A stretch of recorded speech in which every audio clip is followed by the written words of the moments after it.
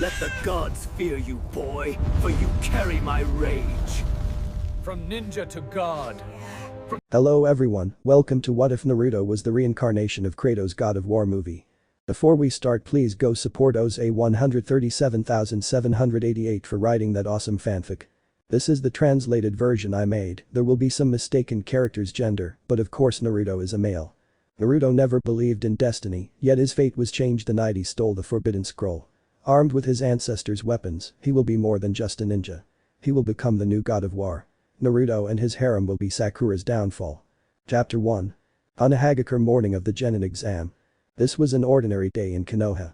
As the sun rose in the sky, awakening many, its light streaming across the land. One of those who noticed was not Naruto Uzumaki, the academy student and Jinchuriki of the Nine Tails, but a kitsune, the demon that attacked the village 15 years ago. The cultivation of children fighting life or death battles is foolish. Many lives were lost in the fight, one such life being that of Minato Namikaze, the fourth Hokage. His death came from the only way that could stop the fox. By sealing it within his only son, Naruto. The technique, the Reaper Death Seal, was capable of capturing anything, even the fox, but at the cost of the life of the one performing the jutsu, as the jutsu was also a summoning. The being that is summoned is none other than the Reaper, the god of death himself, and once the seal is complete, he takes his price, the soul of the one who summoned him. Even with such a powerful seal, the fox couldn't be contained by a simple object or an adult. Its chakra would corrode the vessel, or it would simply explode. Therefore, the vessel must be a child, with the umbilical cord recently severed, as its chakra scrolls could accommodate the fox's chakra. And while the fourth Hokage's wish for his son to be seen as a hero was a final request, it was sadly disrespected, for grief over the lives lost turned to anger among the villagers, and one Sarutobi Hiruzen, the rehabilitated third Hokage, revealed what happened. The mob's tears turned to death threats, directed at the child who never knew, who never even committed a sin, but was treated as the murderer. But despite the glares and death threats, Naruto didn't back down, never yielding to the hatred that surrounded him. And while Naruto played the fool to everyone in the village, he certainly wasn't one, as he knew what the seal on his stomach was and what it held. This didn't take long to understand, as the curses included fox brat, demon egg, and other such things. Shaking his head and rubbing the last traces of the Sandman sand from his eyes, Naruto smeared the lark near his bed and smiled contentedly. Well, guess this is the time I'll stop messing around. Hopefully, this won't be the Bunshin reproduction jutsu again this year. This doom jutsu is the only one I can't remove all three of. Ah, well. Donning his usual orange jumpsuit for the last time, he mentally added, he went to his cabinet in the kitchen, took out a cup of instant ramen, then put the kettle on to boil. After the kettle started whistling and the ramen cooked, he began to think, I still don't get it. Why me? Why did it have to be me? I know I'll never get an answer, but seeing his breakfast ready, Naruto noisily slurped down the noodles and headed out the door toward the academy, unaware of the events to come. Ninja Academy front door. At the school entrance, he stood before a girl, her eyes darting around the street as if searching for something or someone. Her dark blue hair fell down her back, reaching her ankles, her dark blue pants cinched with a ribbon. She wore a black t-shirt over a fishnet top, all topped off with a large jacket that concealed the shirt and her ample breasts. The jacket was gray on the top half and dark blue on the bottom. This girl was Hinata Hyuga, the heir to the Hyuga clan, and one of the few in the village to show any emotion to Naruto other than anger. In fact, it was known that she was in love with the boy, though she tried hard to hide it. As she looked down the path leading to the school gate, she saw Naruto walking toward her, a calm expression on his usually carefree exterior. As he approached, she said, rather stuttering, I won't write it, just imagine it was, good morning, Naruto-kun, are you ready for the test? Naruto looked at her, and in a voice as calm as the expression on his face, said, as long as this isn't the Bunshin technique again, I'm sure I'll only make the fine, but, he holds out his hand, shall we head inside? Hinata blushed at the sight, unsure how to respond, but quickly nodded her head and walked beside Naruto on their way into the classroom. Ninja Academy Iruka's classroom. The classroom was filled with the voices of the young genin hopefuls, as each of them impatiently awaited the test and their future as shinobi. Among them was a young man soon to become Rookie 9. First, he was a boy who slept behind the space. He wore a short-sleeved brown vest over a fishnet shirt, dark brown pants, and blue shinobi sandals. His brown hair was pulled back, resembling a pineapple. His name was Shikamaru Nara, the heir to the Nara clan, the shadow users of Konoha. The scene next to him, eating what looked like his fourth bag of potato chips this half hour, was the chubby kid, wearing a green jacket, a gray shirt with a kanji for eat on his blue pants, and blue sandals. His name was Choji Akimichi, the heir to the Akimichi clan, the giants of Konoha. Sitting near the back of the room was a rather stoic young man. His hair was styled in an afro, looks like that to me. He wore a large jacket that covered most of his body, blocking his mouth from view. The sleeves reached halfway down his hand and round sunglasses hid his eyes. He wore brown pants and standard blue sandals. His name was Shino Aburam, heir to the Aburam clan, wielders of the insect contract. In another part of the room, a boisterous young man appeared to be leading his favorite dog. He wore a brown jacket with fur trim on the hood. He wore brown pants and standard sandals. His name was Kiba Inyazuka, heir to the Inyazuka clan, a clan famous for its savage nature and its partnership with Ninkin, ninja dogs. His companion was Akamaru, a wolf mixed breed. Sitting in the far corner of the room was a raven-haired boy, his face seemingly in a perpetual frown, as if set in stone. He wore a loose-fitting blue shirt with a high collar, grey arm warmers with blue ribbons at the ends. He wore white shorts that reached his knees, white ribbons wrapped around his ankles, and blue ninja sandals. The symbol of his clan, a white and red fan and a Uchiha, was on the back of his shirt. His name was Sasuke Uchiha, the last loyal Uchiha, a clan that had once been the village police force until it was destroyed by Sasuke's older brother, Itachi Uchiha. No one knows why he did it, but he did. Not far behind him sat two girls, one with blonde hair and the other with pink hair. The blonde wore a rather revealing outfit as she wore a purple skirt that reached her knees and a sleeveless purple top with a sarashi covering what the outfit didn't. Her name was Ino Yamanaka of the Yamanaka clan, the Mindwalkers of Konoha. The girl with pink hair wore a red battle dress with black biker shorts underneath. Her hair fell in front of her shoulders, held back by a red ribbon. She was Sakura Haruno, the only one who wasn't from a royal clan. This was the sight Naruto and Hinata walked in on as they saw that their boy classmates were just as excited as they were. "Wouldn't I like to sit next to King of Minds?" Naruto asked. "If I sit next to you today, Hinata-chan." Hinata, still not trusting his voice because of the suffix, simply nodded. After they sat down to wait for their teacher, Kiba looked around and saw the two sitting together, something he didn't like. He stormed over to where they were sitting and gave them a look of extreme contempt, which he expressed, "Hey. Dope, get the hell out of her, she's my woman, not yours." Naruto simply glanced at Kiba out of the corner of his eye, still not turning his head, and with his voice as calm as ever, said, "She's yours. Last I checked the dog breath, Hinata-chan was a human being, not possessed by someone, and I clearly don't see your name on her anywhere, so I guess you're talking like what you stink of, straight shit." The entire class froze, even Iruka, the Chunin instructor, who had just walked in, had stopped in his tracks. The whole space was silent until Choji found his voice and said, "Oh damn it, Naruto played him crap." He got the whole class laughing their heads off, even Sasuke was rolling the floor with a roller, which made some people who saw this stare, fangirls, or run to the window to see if the end of the world was within reach. Biba, on the other hand, was pissed off at the sight and in his anger, attempted to punch Naruto, regardless of the fact that Hinata was nearby. Seeing this, Naruto stood up and in a fluid movement that most but the people directly beside him couldn't catch, he grabbed Kiba's fist, pushed it out of the way with his left hand and with his right, was about to deliver a knife strike but stopped before it hit his chest and swiftly delivered a punch to the same spot. 1. Kiba flew back to his seat, clearly left stunned. The class was silent again until Shikamaru stood up, walked over to Kiba's seat and said, "Damn it, you got your buck out." 2. He then went back to his seat and slept. Iruka simply stood there with wide eyes as he had never heard Naruto speak like that, nor Shikamaru. Deciding to skip the test, he said, "Alright, we'll start with a short written test, then go outside for the Taijutsu, hand-to-hand combat portion, and then come back inside for the ninjutsu, ninja arts, exam." He sees Mizuki walk in with the test papers. "Mizuki will give each of you your tests. You have 30 minutes. Begin." Naruto looked down at his test and saw that this was different from the one Hinata had received. While he knew his skill in Genjutsu, illusions, was poor, he knew how to detect and dispel it. Placing his hands on the ram seal, Naruto murmured, "Kai, release." Then no one would hear him as the illusion vanished, revealing the true paper test. With each question, Naruto answered it easily. 25 minutes later. Iruka called for time, Mizuki turning around to collect the tests to be graded. Iruka then led the students outside while he explained the test.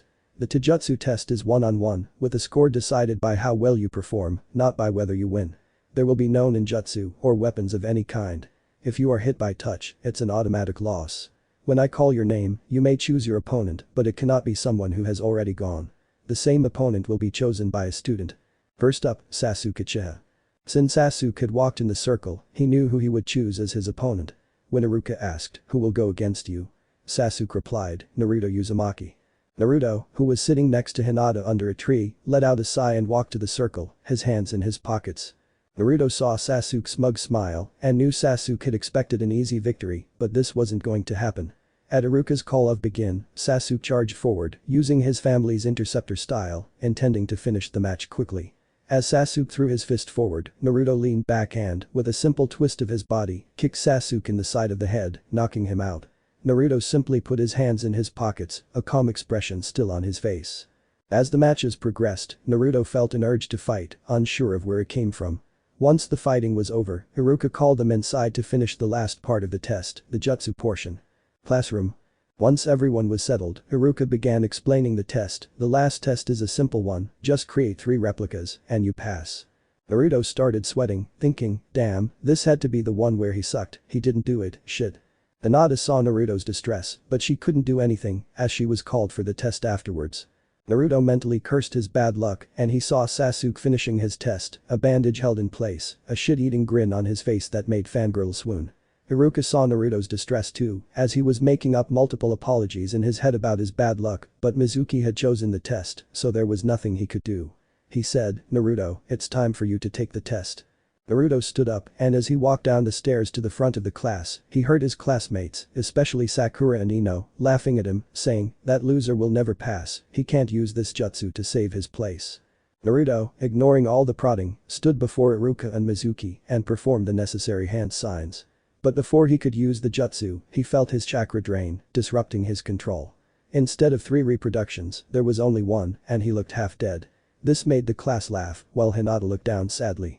Iruka said, I'm sorry, Naruto, but you failed. While your earlier performance was impressive, without passing this test, you won't have enough points to pass, I'm sorry. Naruto, now with an almost dead look in his eye, simply didn't walk back to his seat, neither of them saying a single word. Iruka then said, congratulations to all the students who passed. Please come back tomorrow to find out what combination you'll be ending up on. Until then, Jane.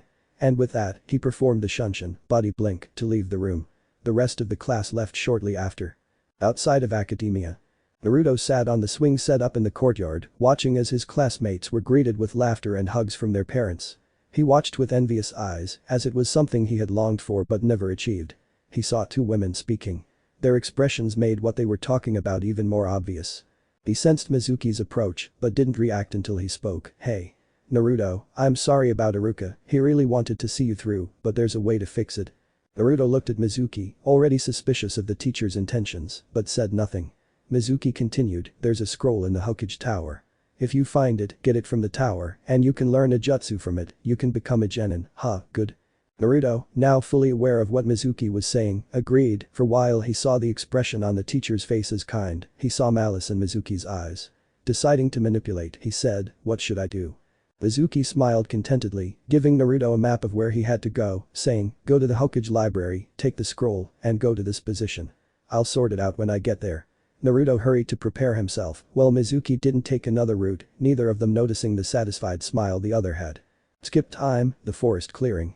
Naruto landed in the clearing, the old hut where he was supposed to be, and the forbidden scroll was on his back.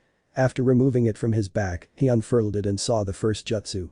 Shadow reproductions, damn more reproductions, wait, shadow reproduction is more advanced, as it doesn't really require a large amount of chakra to use and control, as the chakra for a single reproduction is as much as the user puts into it. Damn, this reproduction technique suits me well, and this only needs a single hand gesture. Perfect, I can use this. As he got to work with the jutsu, he noticed that he didn't have any of the problems he had with regular reproduction. Seeing that his progress was good, Naruto went back to the scroll and unwound it further, but stopped at an odd seal. Checking it, he saw a blood seal, a lesson he had stayed awake for during the academy. He bit his thumb and struck it through the seal, revealing the contents. What he had opened was another scroll, slightly smaller than the forbidden one, and a letter. It looked like a pretty old thing, but as Naruto had long since left it, he opened the letter and read its contents. To whoever reads this. There is only one reason this letter is being read, and that is if someone of my blood should find the seal and open it. You may ask who I am, and there is only one answer. I am Kratos, son of Zeus, and former god of war. I was once a Spartan general, feared for my tactics, but one day, I faced an army of barbarians and was nearly killed. But, in a desperate effort to save myself, I pleaded with Ares, god of war, to spare my life and destroy my enemies. In return, I swore to serve him and fight in his name, and so, he gave me the blades of chaos, twin short swords that were meant to be forever chained to my wrists. I followed Ares' orders, hunting down all the temples and followers of Athena, the goddess of war, 3, and Ares' sister. One day, I was ordered to attack a village. Inside was a temple of Athena, but there was something there telling me I should never enter. I did, though, and I killed everything inside. When the fog lifted, I saw that my family, my wife and child, had been killed because of my folly. This was a trick by Ares. He did it so I could become a better warrior, but it didn't matter. I was cursed by the oracle of the city, forever bearing the mark of my sin. The ashes of my dead family stuck to my skin, never to be removed. For 10 years, I was enslaved as a champion to the gods, slaying beasts and banishing all threats to the world and Olympus, hoping to rid myself of the nightmares that plagued me. Until one day, Athena commanded me to save her city, Athens, from Ares. He sought to destroy the city, to prove himself superior. My task was to kill the god of war. But to do so, I had to obtain Pandora's box, which would grant me the power to kill Ares. I was forced to examine the temple that had been built to house it, overcoming all the traps set within.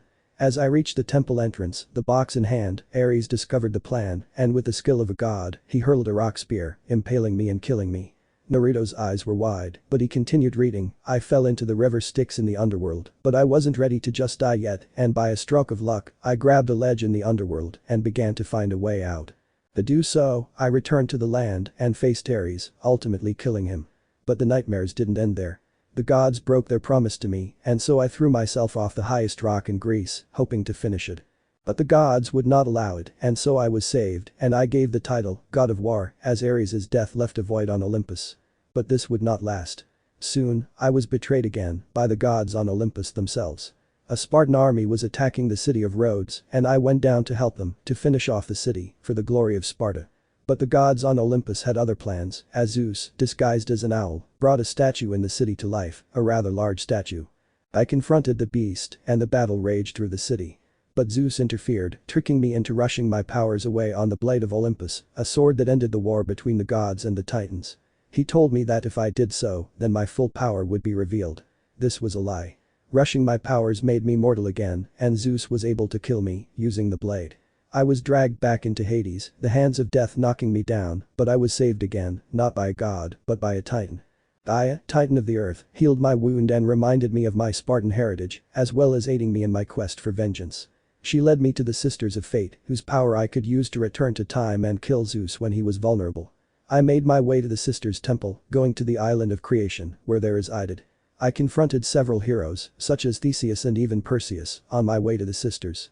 But even the sisters themselves tried to stop me, and they died, thus severing the threads of fate for me to control. As I returned to time, I stopped Zeus from killing me and stole back the blade of Olympus. I fought Zeus, and having killed him, I had Athena not come up the path.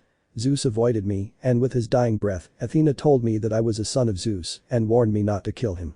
Again I used the threads, but I went back further, to the moment when Zeus used the blade to end the war. I took the Titans back to my time, and together, we waged war on Olympus. As I rode atop Gaia's back, we were attacked by Poseidon.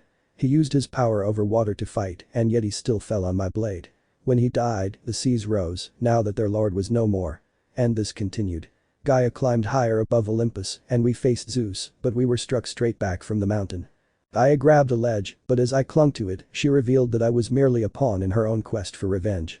With a shudder, I was taken all the way down to Hades again. As I made my way down the river Styx, the demons who swam in it attacked me and deprived me of my powers. I was able to put myself on one shore, where I ran into Athena, which was now on a higher plane of existence. She gave me the blades of exile, so that my revenge would succeed. I traveled through the underworld and killed Hades, god of the dead, and found a young girl named Pandora.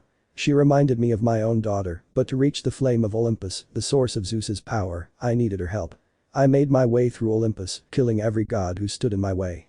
Hermes, the messenger. Helios, the sun god. Hera, queen of the gods. And even Hercules stood in my way.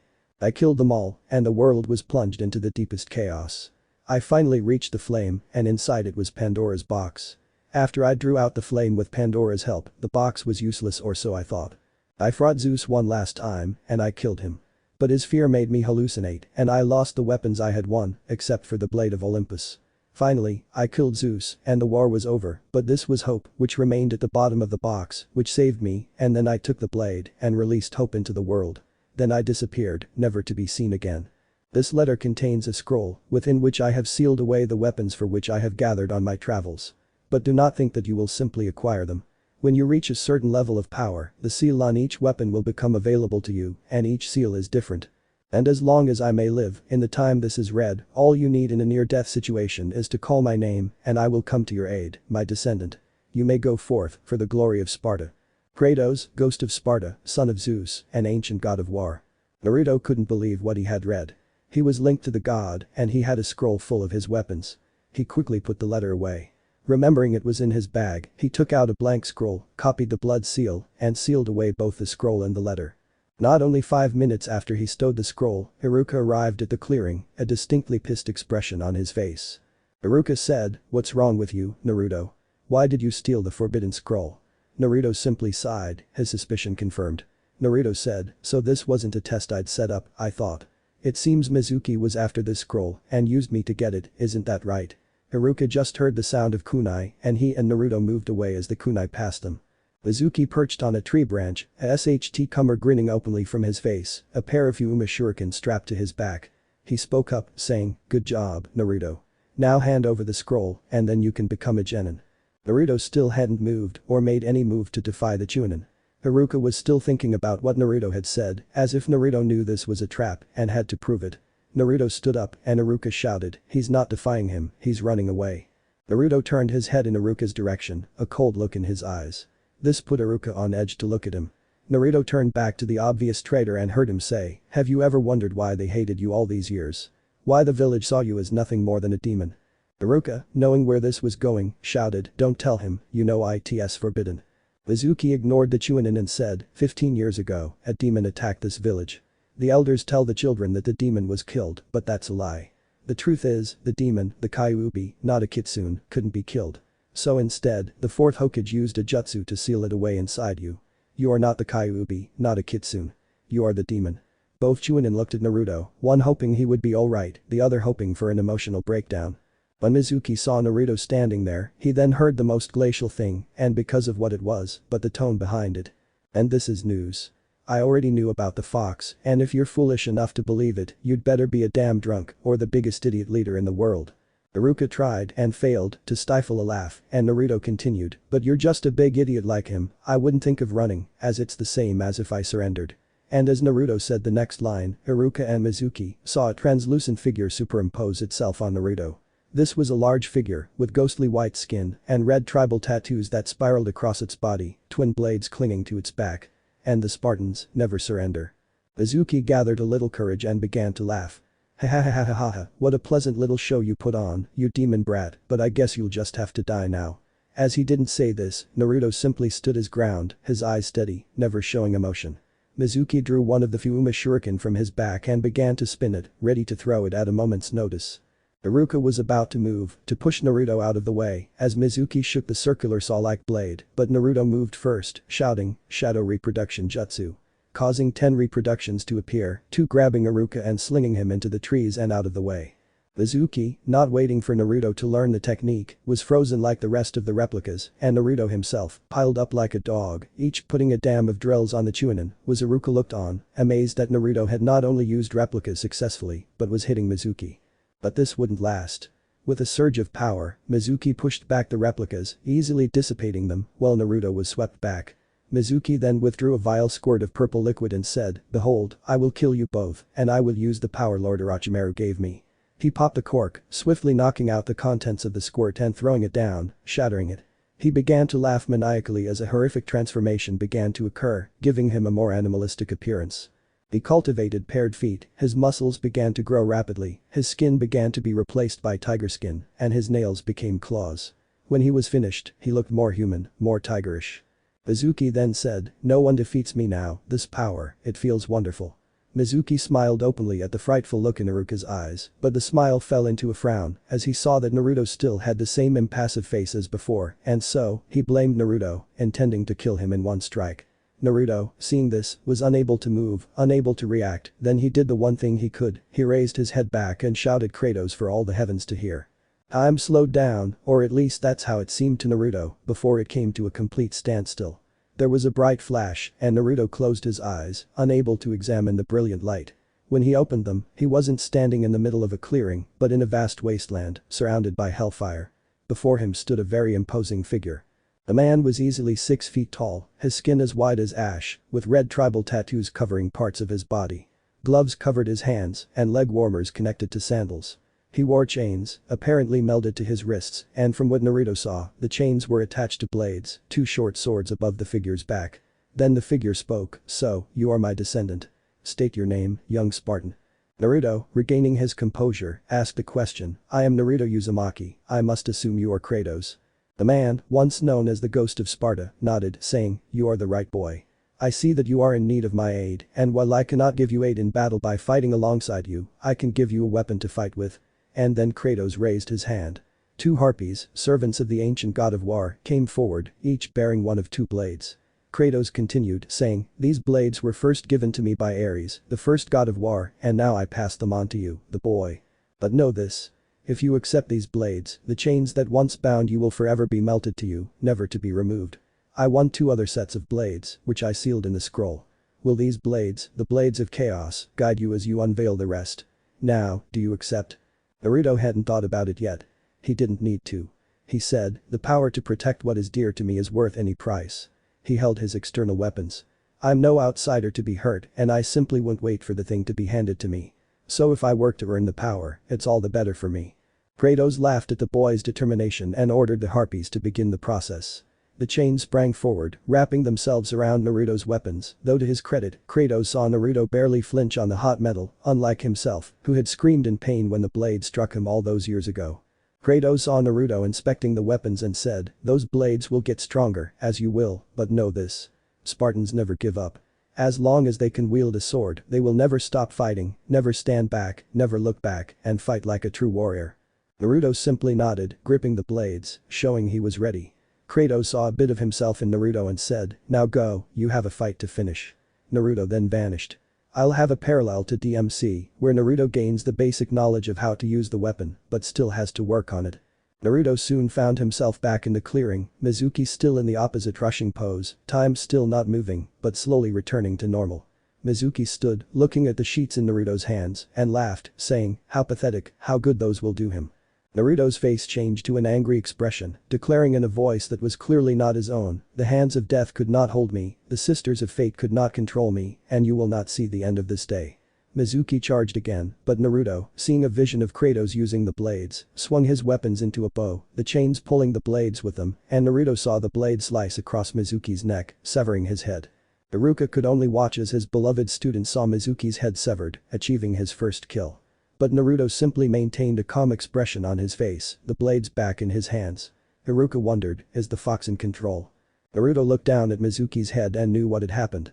He then went to the nearest bush and emptied his stomach. Iruka then called after him, saying, "Naruto, I want to give you something. Now close your eyes." Naruto did so, and Iruka removed Naruto's goggles and replaced them with his headband. "Okay, Naruto, you can open your eyes," Naruto said. "Congratulations, you finished the race." The happy mood was ended by an Anbu squad arriving in the forest clearing. One of the Anbu, wearing an eagle mask, spoke up, "What happened here?" Iruka, now leading the charge, told the Anbu members what had happened. Naruto simply looked around and said, "I doubt we had to tell the old man anything, as he must have seen it all in that globe of his.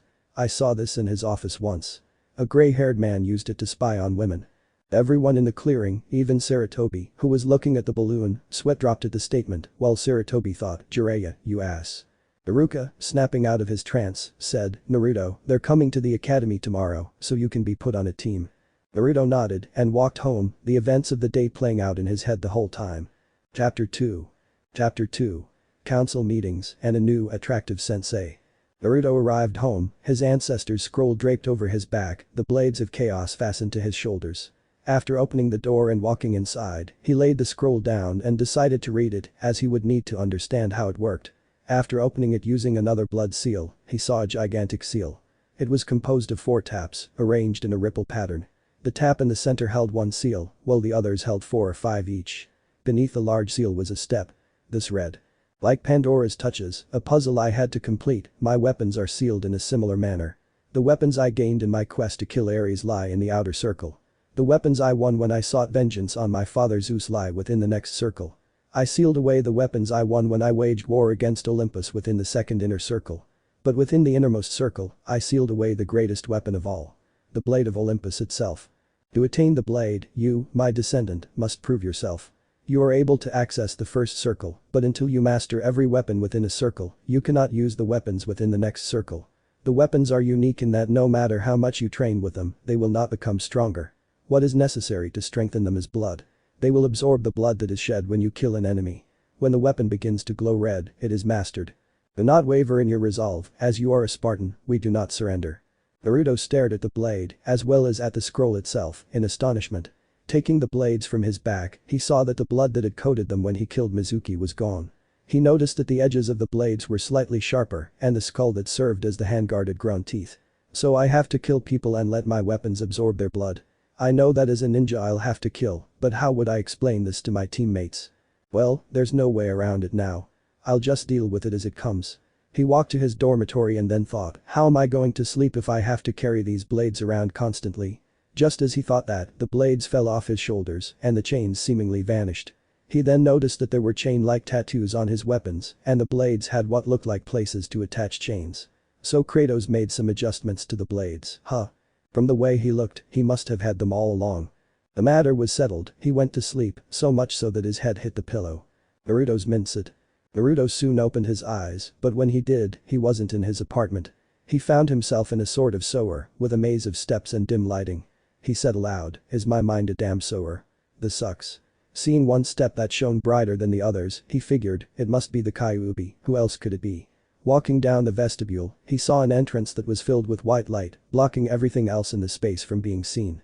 As he stepped through it, he was blinded, but when he entered the space itself and his eyes were normal again, he saw a space that could fit the Hokage monument, with room to spare. This was easily the size of the monument's height, but the only thing in the space was a large door. The door itself was neatly simple, with an ornate design surrounding the frame, the steel bars of which looked like they were still too large for Naruto to pass through. It was headed with a paper seal stuck between the bars, acting as the lock for the cage. Naruto thought to himself, so this is the beast's lair, wonder what it wants. He didn't have to wait long for her answer, as a single red eye appeared, contrasting against the darkness of the cage. So, it seems my jailer has finally paid his prisoner a visit, as if unexpected, said the fox. Are you surprised to see me? I thought you called me here, but it seems I was mistaken. Though I wonder, if you didn't call me here, then who did? Naruto said, clearly confused. A voice sounded from outside, and a blazing archway appeared on a wall in space. I was the one who called you here, my descendant. From the archway, Kratos stepped forward, and the fox roared, you, the man who killed men, women, demons, and gods alike, what objective do you have in the mind of this child? Kratos simply looked away from the fox, as he did with so many beasts, and said, this child is my descendant, and I must give him a weapon I found in Hades, or as it is now called, Hell. I believe this weapon will be of use to him. He then offered his hand, as if grasping a staff, and a pillar of fire erupted from the earth, and when it subsided, Kratos now held, in a way, the most beautiful, or hideous, scythe Naruto had ever seen. The entire shaft of the scythe resembled a human spine. The blade itself was double-sided, a longer blade facing the front of the weapon, while a shorter blade faced the rear. The front blade had two protruding handles making the weapon easier to wield in the near quarters. Naruto whistled. The weapon was excellent, and it certainly looked fierce. Hey, you've got quite the eye for weapons, I wonder what this one is capable of. Kratos smiled slightly with satisfaction and said, why not give it a try? I myself never used a scythe, but the man I got this from had no need for one. Naruto reached for the weapon, and as soon as he touched it, memories that weren't his own flooded his mind. They were of a man clad in armor, wearing white robes with a red cross on his chest. Naruto watched as he effortlessly wielded the scythe, and Kratos stepped back, Kyuubi watching with interest. Naruto tested the scythe with a few swings and saw it extend. When Naruto swung it down, the blade moved into a pointed position, changing it from a scythe to a spear. Getting an idea, Naruto thrust the blade forward, the extending pole impaling the wall. Naruto almost made the maniac smile openly at the weapon's versatility, as it covered many areas. Kratos said, this weapon will help you learn to use a spear. It will be useful when you open some of my other weapons. This will fit in my scroll, inside the outer handle. I trust you will use it correctly. And with that, Kratos did not distance himself from the arcade, a satisfied smile never leaving his face. By the old gods, I never imagined my jailer was bound to that man. This makes this all the more interesting. Perhaps I should slip into something more comfortable for you to converse with, said the fox. This almost had an embarrassing sound to this as the voice. The fox's outline shrank, taking on a more human appearance. The figure then took a step closer to the cage refrain, I hope this form is more appealing to you. What Naruto saw had his jaw dropping. It was a red-headed woman with long, slender legs, her hair reaching to her tips.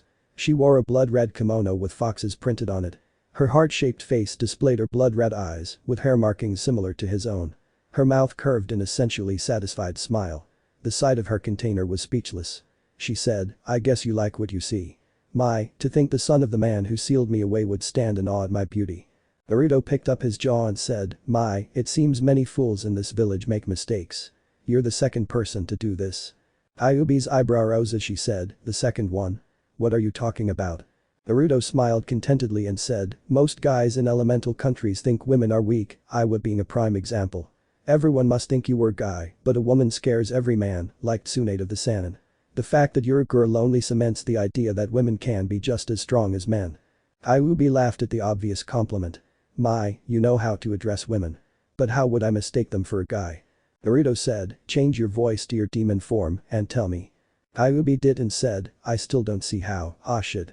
Change his voice back, I sound like a guy, I sounded like a guy. Naruto couldn't help but chuckle silently, but said, this is the problem. But anyway, it seems like morning is coming, and if I don't stand out at the academy, well, I don't have to say so. He stepped over to the cage, used one hand to pick up his chin, and said, it must be done only in here. If you ever need to see me for anything, or do anything, I'll gladly compel you. Naruto then vanished from her mind, leaving Kyuubi to think, dear Kami-sama, I almost wanted him to stay for his offer. I hope this wasn't a joke. Naruto's apartment. Naruto woke up and heard a knocking sound at the door. Tense because people had tried to attack him this way before, he summoned his blades to his hands, the chains reappearing on his forearms, one end of each linked to the handle of the blades. Stowing a blade at the ready, he opened the door and saw an Anbu standing before it. There was nothing unusual about the Anbu, as Naruto had seen them in the village before. But the mask was blank. The only thing about it was the kanji for root painted on the forehead. Naruto said, what business do you have here, Anbu?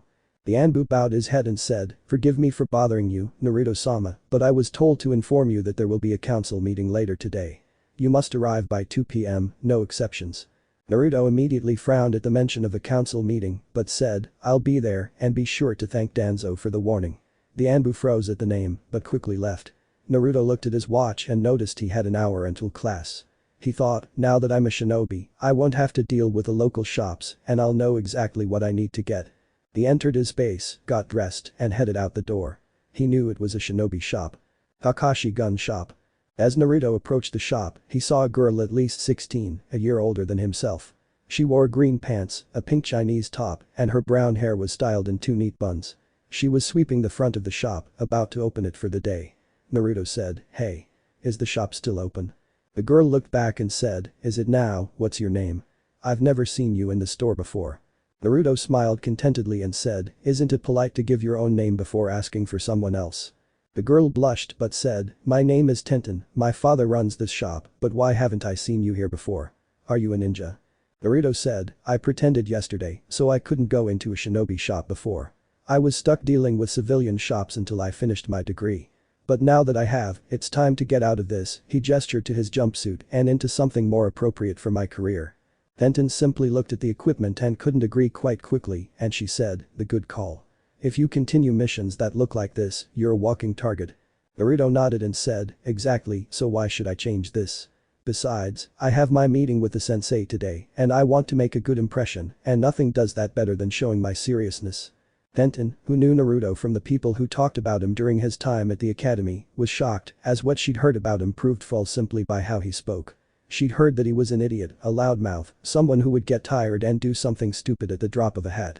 But the young man in front of her was calm, collected, and spoke like a cultured adult. She then said, well, we can't stay out here all day, let's head in and get you what you need. The duo headed into the store and Naruto immediately knew what to wear. The store was stocked with weapons, clothing, and all the essential items a shinobi would need. Naruto grabbed the clothes faster than Tenten had ever seen, even faster than her teammate. She watched him rush into the changing room, then she waited. 10 minutes later. The curtain to the locker room was drawn back and Tenten's jaw could only drop at the sight.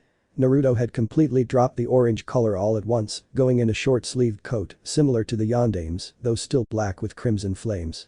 He wore black pants that reached just below his knees, his shins covered by shin guards secured with chains. He wore black shinobi sandals to replace his previous blue ones. Under his coat, he wore a fishnet shirt, which showed that he was, in Tenten's opinion, ripped the six-pack proving the point. He wore arm warmers over his forearms and black mittens. The scroll of his ancestor was on his back, the blades on the sash across his shoulders. Breaking her out of her stupor, he said, "Exactly how much will this cost?" Shaking her head, she replied, "It'll be 200 ryo." Naruto opened his wallet, stuffed with bills he thought he'd need. Always acquiring overpriced items.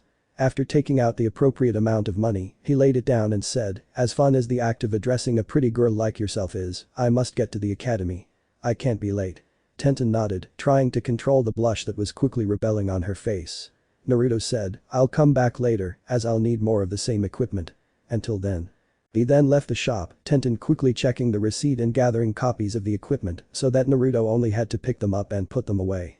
Ninja Academy classroom.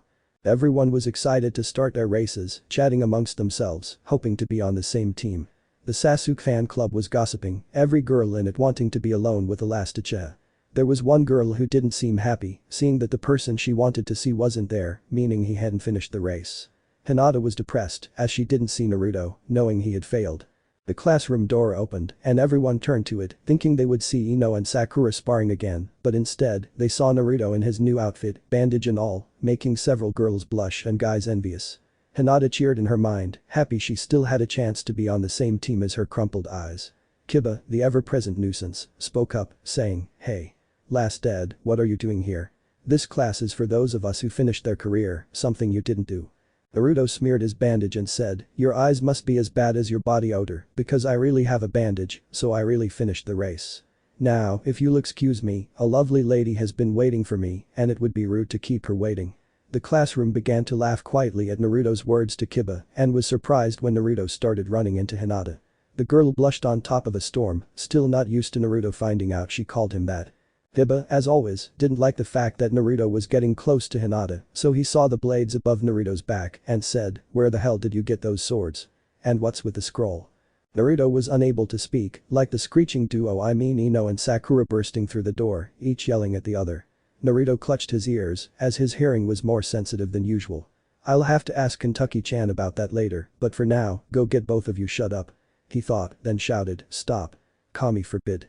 I think the people in Kiri heard you both." Sakura was the first to respond, saying, "Naruto, that's it. At least we finished the race, unlike you, so why the hell are you here? This class is for those who passed, you idiot."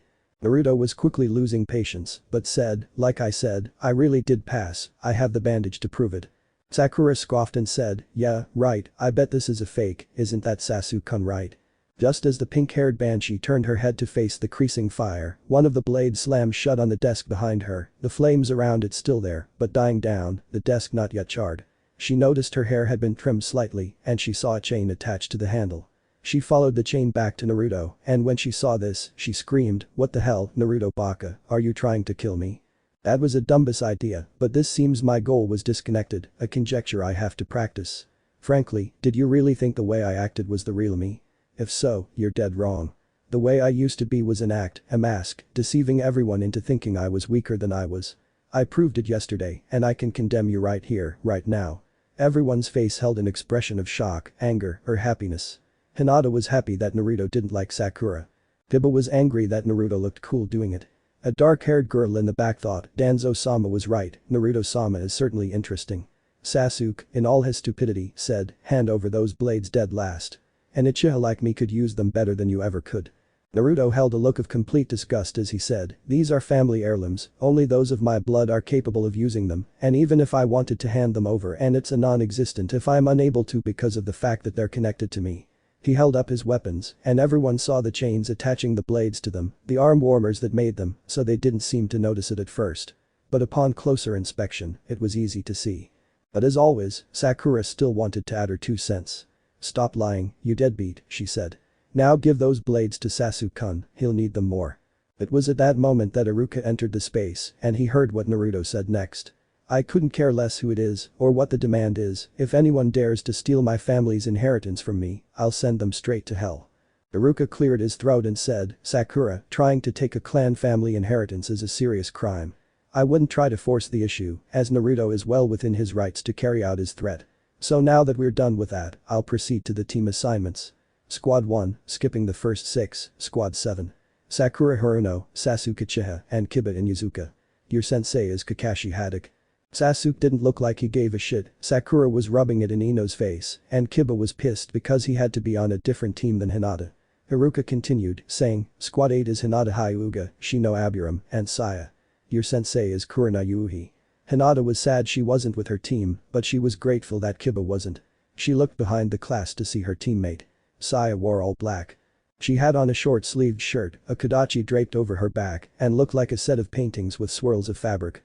The shirt reached her mid-rise, she wore black mittens, and black shinobi pants. Her black hair reached her shoulders. Saya saw Hinata looking at her and gave a small laugh, or at least she looked like it. Haruka continued, Squad 9 is still active from last year. Squad 10 consists of Ino Yamanaka, Shikamaru Nara, and Choji Akimichi. Their sensei is Asuma Sarutobi. Ino looked depressed, Shikamaru didn't seem worried, and Choji was still eating his food.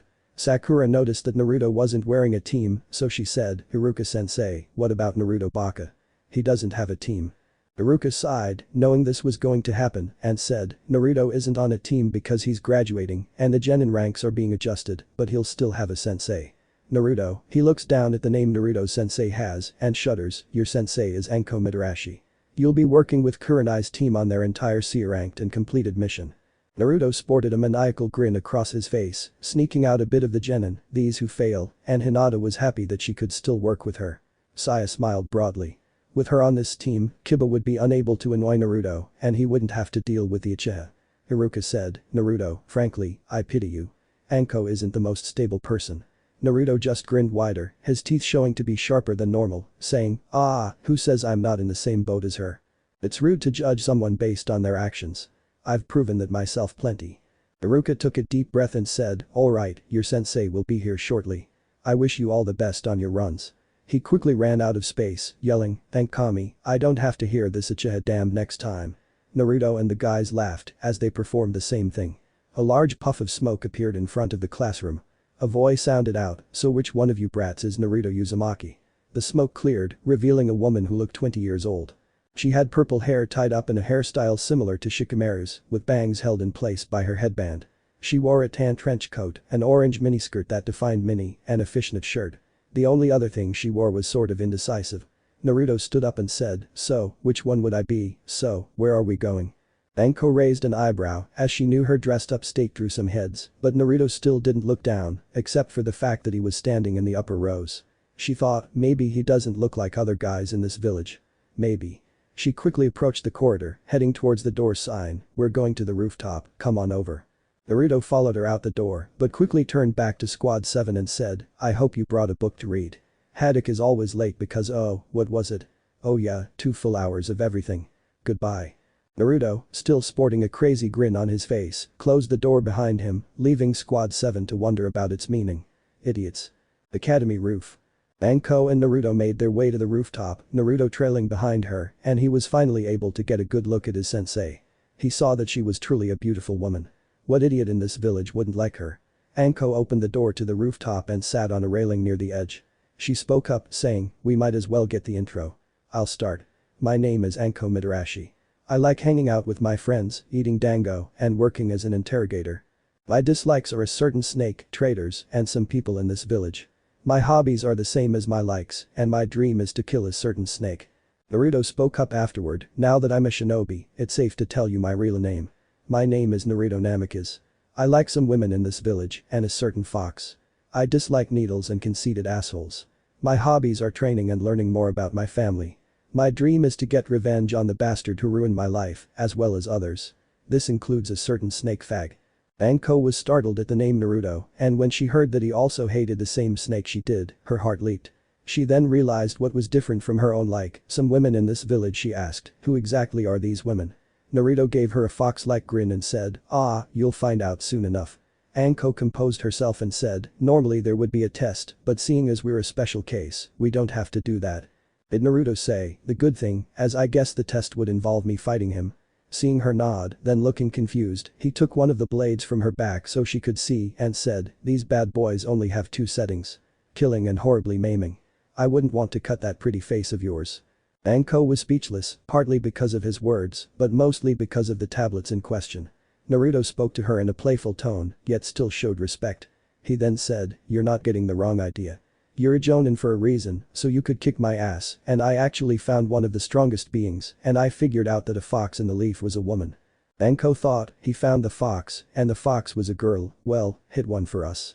She then said, "We'll start taking missions tomorrow, and I won't do any drinking, they suck." Naruto said, "I agree, this is what shitty civilians should do." Anko laughed and said, "I'm starting to think you're joking. Let's get along the fair fine."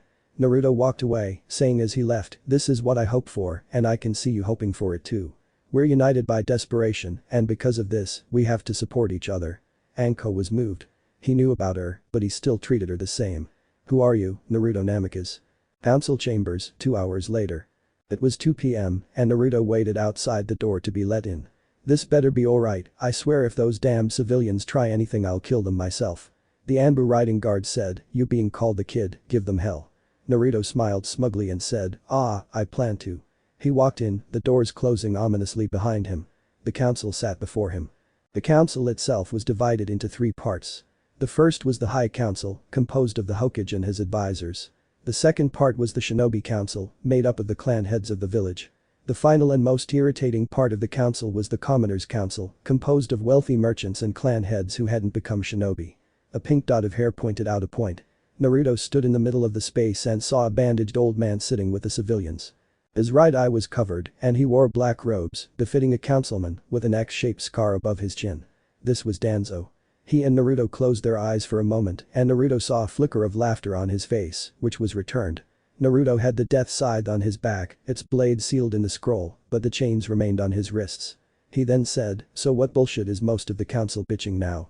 The Shinobi Council, the Hokage and Danzo had to stifle their laughter, but it was broken when Sakura Haruno, the pink-haired girl's mother, spoke up, "Look at your brat, we could have you killed for this." Naruto then said, "However many times you've tried this, I'm still here. Why civilians have to be involved in shinobi affairs I'll never know." Sarutobi spoke up, saying, "I agree, but on the matter at hand, Naruto, you were found after the killing of a traitor to this village, but when we inspected the area, there was no blood to be found, would you like to explain?" Naruto cleared his throat, as if giving a lecture, and said, "The weapons you undoubtedly saw in that balloon of yours are the reason.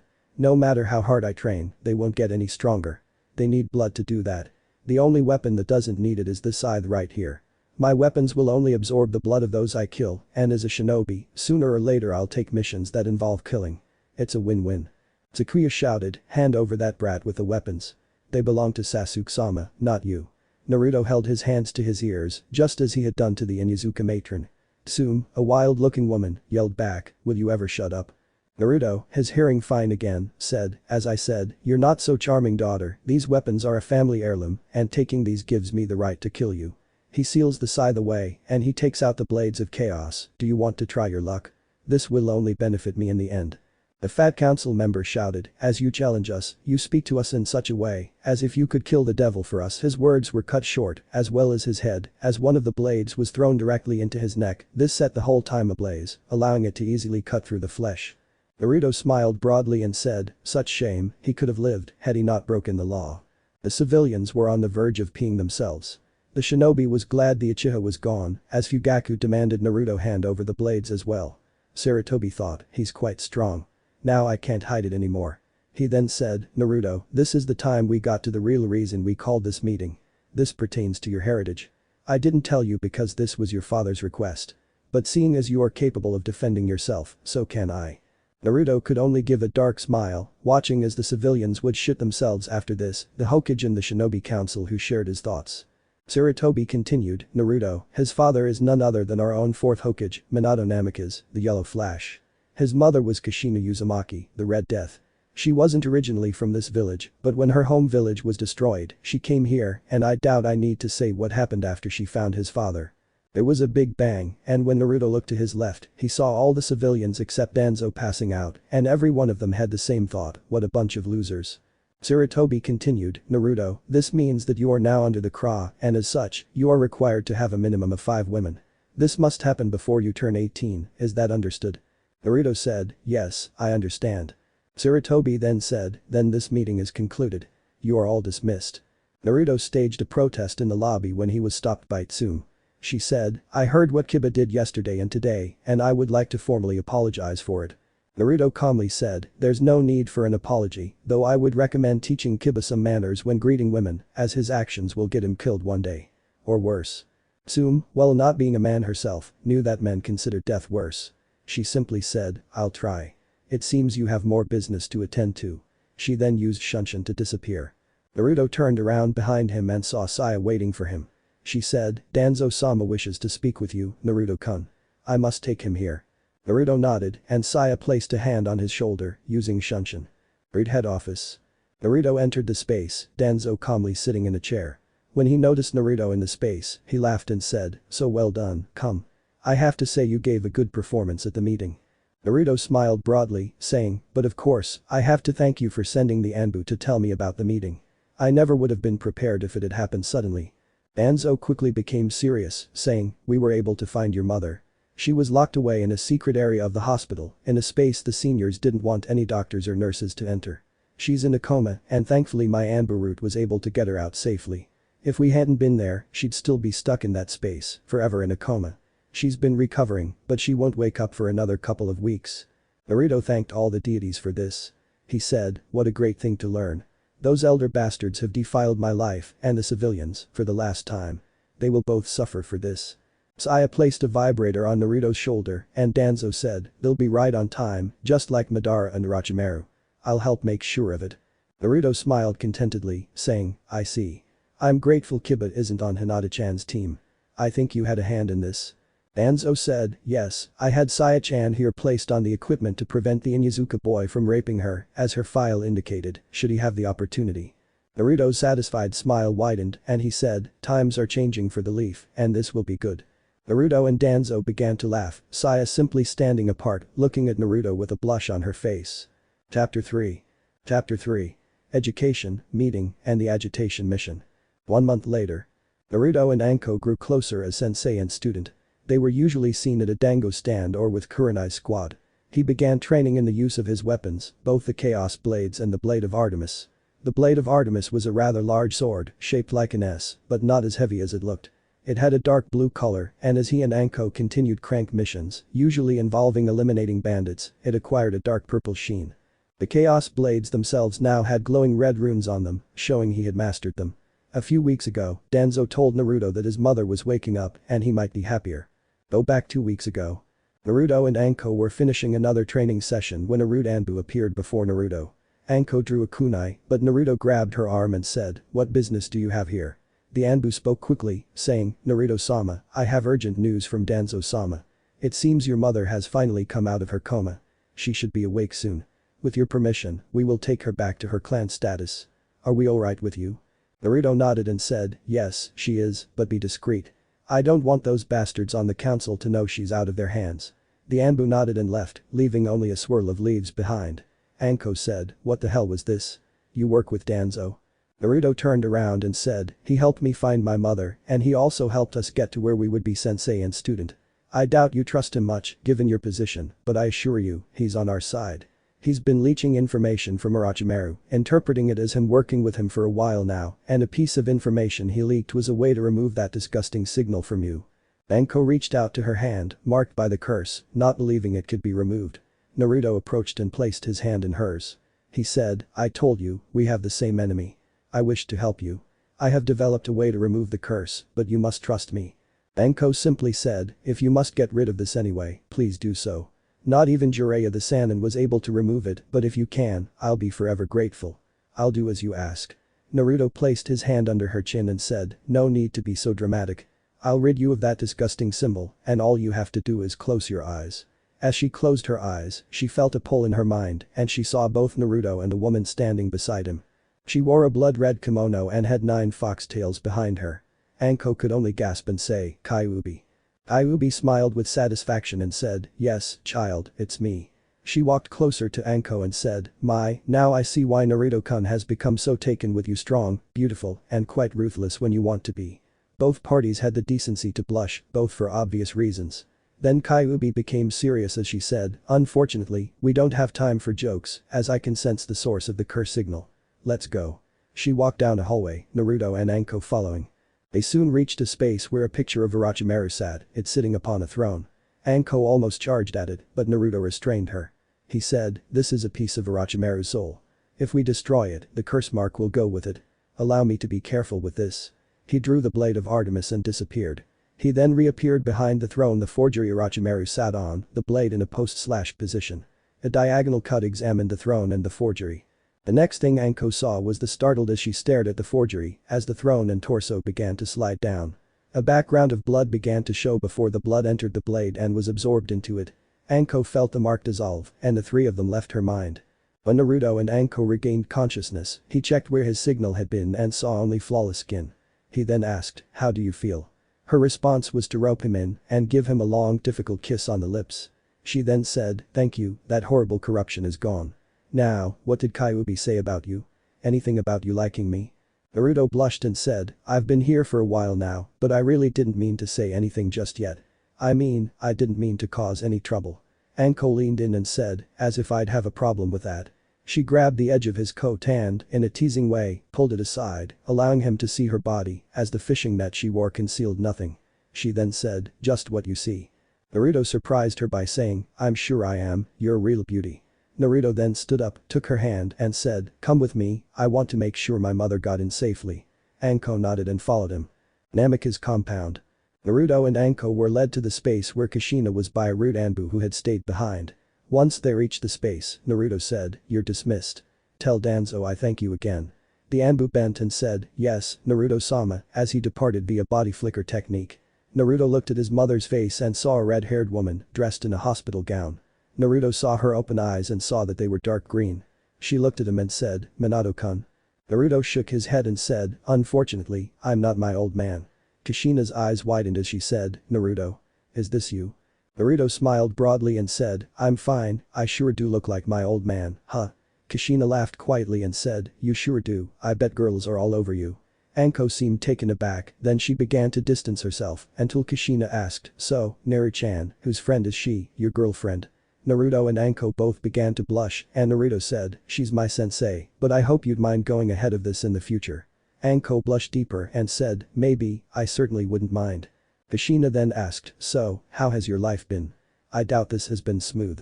Anko spoke up and said, "You can tell that again, the kid has had problem after problem and the local council has made sure this stayed that way, the arrogant bunch of bastards."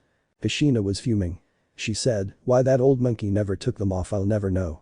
Minato-koi was going to, well, I guess you know by now." Naruto nodded and said, "Yes, I know. In fact, I had to find them a couple of weeks ago and they put me under the craw." Anko blushed, knowing what this meant. Kushina noticed the blades on Naruto's back and asked, "I see you found my family's scroll. I never used it, but I'm glad you could." Naruto then said, "Do you need something, Akasan?" Kushina shook her head and said, "I'm fine, I just have to get the movement going, I can't let myself get rusty." Anko spoke up, saying, "You really shouldn't exaggerate, like you just came out of a coma." Naruto added, "You were put there by the local council, who had some doctors keeping you like that. Danzo had some of his rude Anbu take you from there and bring you here." Kushina sighed and said, "Well, I'm glad he's on our side. It makes things easier." She went back below deck and returned to sleep. Anko and Naruto made space to let them rest. Anko then gave Naruto a long deep kiss. When they stopped for air, she asked, "Did you really mean what you said? That you're under the craw? And that you want me as one of the girls?" Naruto blushed and said, "Yes, I do." Anko simply gave him another long kiss. End of retreat. Naruto and Anko were heading to the Hokage's office to get their next mission. When the two entered, they saw Squad 8 there as well. Sarutobi then said, "I'm glad you two are here. I was about to send Squad 8 on a mission to support Squad 7. I sent them on a mission to escort a man named Tazuna to shake things up, but it seems the mission was higher level than expected. At first it was a crank, but now this is an A-line. I'm sending you as backup." Naruto's eye flashed, and he said, "An A-line, you say? This will be more fun than I thought." Anko's eye flashed similarly as she thought, "At least we'll be able to get some time alone." Sarutobi said, "I want you to leave as soon as possible, and Naruto, leave a trail of carnage." Naruto waved his head and left to tell his mother about the mission. Kurenai pulled Anko aside and asked, "So how do you two get along?" Anko blushed and said, "He's wonderful. He has a certain charm about him, but he has the strength to crush someone." Kurenai was startled and said, "Are you too?" Anko nodded and said, "He's an adult and under the craw. Besides, he managed to do something no one has ever done before." Anko walked away to prepare for the mission. Kurenai merely endured there and was broken from her thoughts when Hinata passed behind her and asked, "Sensei, should we prepare for the mission?" Kurenai nodded and said, "Naruto and Anko will meet us at the west gate in an hour. Pack lightly, as we'll be heading directly for the land of waves. Goodbye."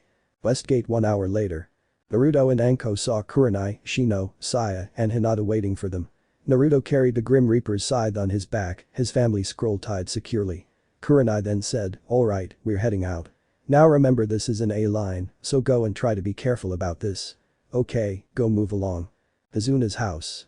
Kakashi was reading his book, despite the host's daughter's request. Sasuke was lost in thought in a corner, Sakura was annoying him for a date every 5 seconds. Kiba was heading towards Akamaru aka, trying to figure out how to fit Hinata's pants. Tsunami, Tizuna's daughter, was cooking dinner when the group heard a knock at the door. Tizuna was knocking over a bottle of wine. Tsunami opened the door and saw Naruto and the others in the entryway. Naruto, in a professional tone of voice, said, "Why, hello. Where the reservation?" Kakashi-san requested. The Tsunami moved out of the way and said, "Please come in, we were expecting you to stand out." Anko looked at Kakashi and said, "What kind of mess did you guys get into?" Kakashi said, "This is Gato from the shipping company, he's hired the nuclear bomb nin to take out Izuna. One of them is Zabuza Momoshiki, the demon of the hidden mist." Naruto raised an eyebrow and asked, "And he walked away from you? What happened, did you hold back because of your duty looking after children?" Sakura said, "He was looking for our client, you idiot." Naruto glared at her and said, "I wasn't talking about the kangaroo client, you idiot." Kurenai decided to play peacemaker and said, "Fine, go just relax here, as we have to work together." Naruto nodded and said, "I'll go do some training, Anko-sensei, I'll come back later." Naruto left through the door, his blade slung over his shoulder. Kiba bumped into Hinata and said, "Why don't we find somewhere else to go?" Hinata pressed her nose against his and said, "Forget it, perv." Saya approached from behind Kiba and said, "I'd stop if I were in his shoes. It's obvious he doesn't like you." Kiba growled and said, "She'll be my woman, no matter what." Anko put a kunai to his neck and said, "If you try anything, if I don't kill you, Naruto-kun will surely come after you, as you know those two are close." Kiba gave a smug arrogant smile and said, "Yeah, right, the latter can't do anything to me." Anko shook her head and said, "He's not like you knew him. He won't have any problem taking your head off his shoulders." Kiba's eyes widened, while Akamaru shook his head and thought, "This is what he gets, why does he have to act so backward?" Forest clearing. Naruto took out the blade of Artemis and gave it a few test swings to make sure he could hold it. He began cutting down trees, using only one swing. Sooner or later, he grew tired after the 15th tree. He stuck the blade in the ground beside him and slept next to a tree. Morning approached slowly, and a young woman wearing a pink kimono decorated with brown swirls appeared. She wore simple sandals, her brown hair flowing down to her ends. She found Naruto sleeping by chance and saw the blade in the ground. She saw it was as large as the one her master had used. She then saw that Naruto was wearing a leaf bandage and thought, he must be part of some kind of reinforcement. I can't let him interfere. She reached out to try and break his neck, but his gentle nature prevailed and she shook him awake instead. When Naruto opened his eyes, he saw what he thought was an angel. Naruto asked, "So what is a pretty girl like you doing here?" The girl blushed and said, "My name is Haku, and I grow herbs to use as medicine." Naruto smiled with satisfaction and said, "For Zabuza, I believe." Haku froze, and Naruto said, "I can assure you, Gato is no ally. He will kill you, and when the job is done, you'll know it. My advice. Stay away from him and help us take him down." Haku looked nervous as she asked, "How can you be sure we'll be safe?" Naruto stood up as he said, "My name is Naruto Namikaze. I can grant you and Zabuza asylum in my village, as I have the pull with the Hokage. I sense you have a bloodline, which is why you left the Hidden Mist village." Haku had a frightened look on her face as she said, "Yes, that won't be a problem, will it?" Naruto shook his head as he said, "Konoha has a completely open way of looking at bloodlines. They are treasured, not hated. I want you to tell Zabuza that during the day you fight Kakashi and his squad again. I will offer him and you a chance to join forces. You won't feel bad about it." Haku nodded and made the note of the sword in the ground. As she walked away from the clearing, Sasuke walked in and saw the sword. He then said, "Give me that last dead sword, you couldn't use this if you tried." Naruto grabbed the handle with one hand and lifted it onto his shoulder. He then said, "Yes, you're right, you dirt, it's you who could never lift it. Now get out of my way or I'll cleave you in half." Sasuke moved aside, scared shitless of both blade and user. Naruto walked into the house, the blade still over his shoulder. Kakashi's eyes widened at its eyes and he said, "I don't want to get cut by that thing." Naruto smiled smugly and said, "So what? I've cut some trees in half with this." Sakura added her nonsense, meaning, she said, yeah, right, Naruto, there's no way you could do this, so stop lying. Anko reached for the couch and said, ah, he can, he's been made to train with that blade. It helps his swing. Kakashi said, alright, time for lunch. I'll have my team train. Kurenai does the same. Naruto and Anko, go ahead, regardless of what you do. Naruto and Anko walked back into the woods and Anko asked, so, did you run into some trouble out here? Naruto replied, I ran into Zabuza's accomplice and laid the groundwork for a possible deal. If this goes smoothly, the only death will be Gato and his men. Anko walked closer, swaying her hips, as she said, well, you've certainly got this all planned out. Naruto smiled contentedly and said, I may have played it that way at the academy, but not here. I'm no idiot and I'm not afraid to show it. Anko smiled broadly as she straddled his hips and began kissing him deeply.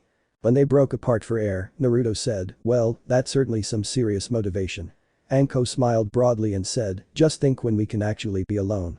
Naruto kissed her neck and said, I can't wait. Time skip bridge fighting morning. Naruto heard a scream from the kitchen. Quickly dressing and binding his chaos blades to his chains, he rushed down the ladder to find Inari protecting his mother from two thugs. His path was blocked as Naruto threw the blades at their necks, severing their heads. Inari saw him throw the chains back and asked, how? Naruto simply looked at him and said, backing down on a man like Gato is foolish. Take his money and he's nothing. I'm going to the bridge to check on my companions. I'll leave some replicas here just in case. Naruto made some shadow replicas and hurried down the trail to the bridge. Bridge. Kakashi, Sasuke, Kiba, Sakura, Kurenai, Shino, Hinata, Saya, Anko, and Tazuna watched the workers pass by on the bridge. They saw Zabuza and Haku waiting for a crane. Anko stepped forward and asked, Tan, what's your answer? Naruto will be here soon and you know Gato might stand out. Zabuza replied, I did a little digging in Gato's employee records and I saw that the kid was telling the truth. Old man Tazuna, you can hardly consider us enemies. Kakashi was relieved, seeing as their only threat was Tan. Sasuke said, we can't trust them, we should get rid of them. Drawing a kunai, he threw it at the Mist Nin and as he went further, he had nothing obstructing his path. Haku's heart leaped as she saw it was Naruto, his chaos blades drawn and pointed at Sasuke's face. If Sasuke had moved even an inch closer, he would be dead. Zabuza's eyes widened at the sight of the blades and he asked, are they what I think they are? Blades that the entire Kiri reverse. The very blades of the god of war himself.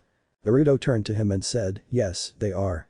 This makes sense, as Kiri followed a training program similar to Sparta's. Zabuza did something Haku hadn't even seen him do. He bent down and said, if you wield the blades, then you are a descendant of a god. Naruto-sama, it would be my honor as a swordsman to work for you. Naruto said, raise the warrior and show some dignity. It seems the fat rat has finally appeared. On the other side of the bridge, a short man carrying a cane and wearing sunglasses stood on a business case. He was followed by 100 thugs.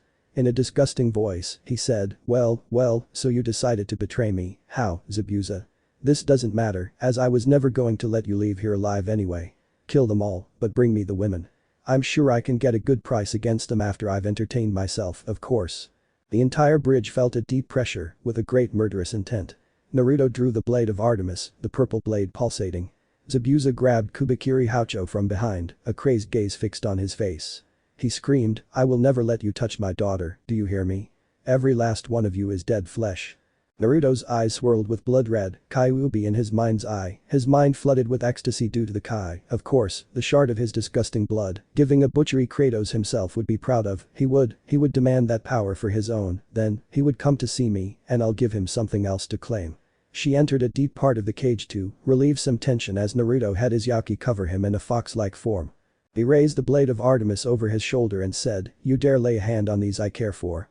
I'll see this place made your grave, little man. Turning to Zabuza, he said, I'll take these to Gato's left, you get the right. Now, go kill some buckers, eh?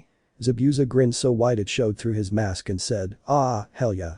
Both Naruto and Zabuza charged into the group of mercenaries, their blades slicing through butter-like blades. With each swing, another thug was cut in half, diagonally, or straight down the middle, as Gato ran to the back of the group.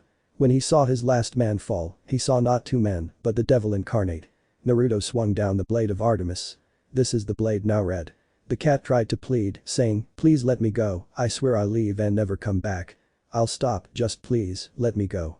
Naruto began to laugh silently, the laughter then bursting forth, and said, how many times have your victims uttered those words? How many have begged for their lives before you, yet they received nothing but death? And since you have not listened to their words, I will not listen to yours." He raised a blade and swung it down across Gato's head, cleaving him straight in half. Sasuke and Sakura witnessed this carnage and were horrified. Shino, Kiba and Hinata, raised in clans, knew what to expect but still felt uneasy. Saya thought, Naruto-sama is getting stronger. It's good to see his progress. Kakashi and Kurenai were amazed at how strong Naruto was, while Anko had a calm face on the outside but had thoughts similar to Kyuubi's in her head. Haku heard what both Naruto and Zabuza said and knew that Naruto had told her. Naruto began to feel lightheaded and he turned to Tazuna and said, "You can have fun. This land is bug-free."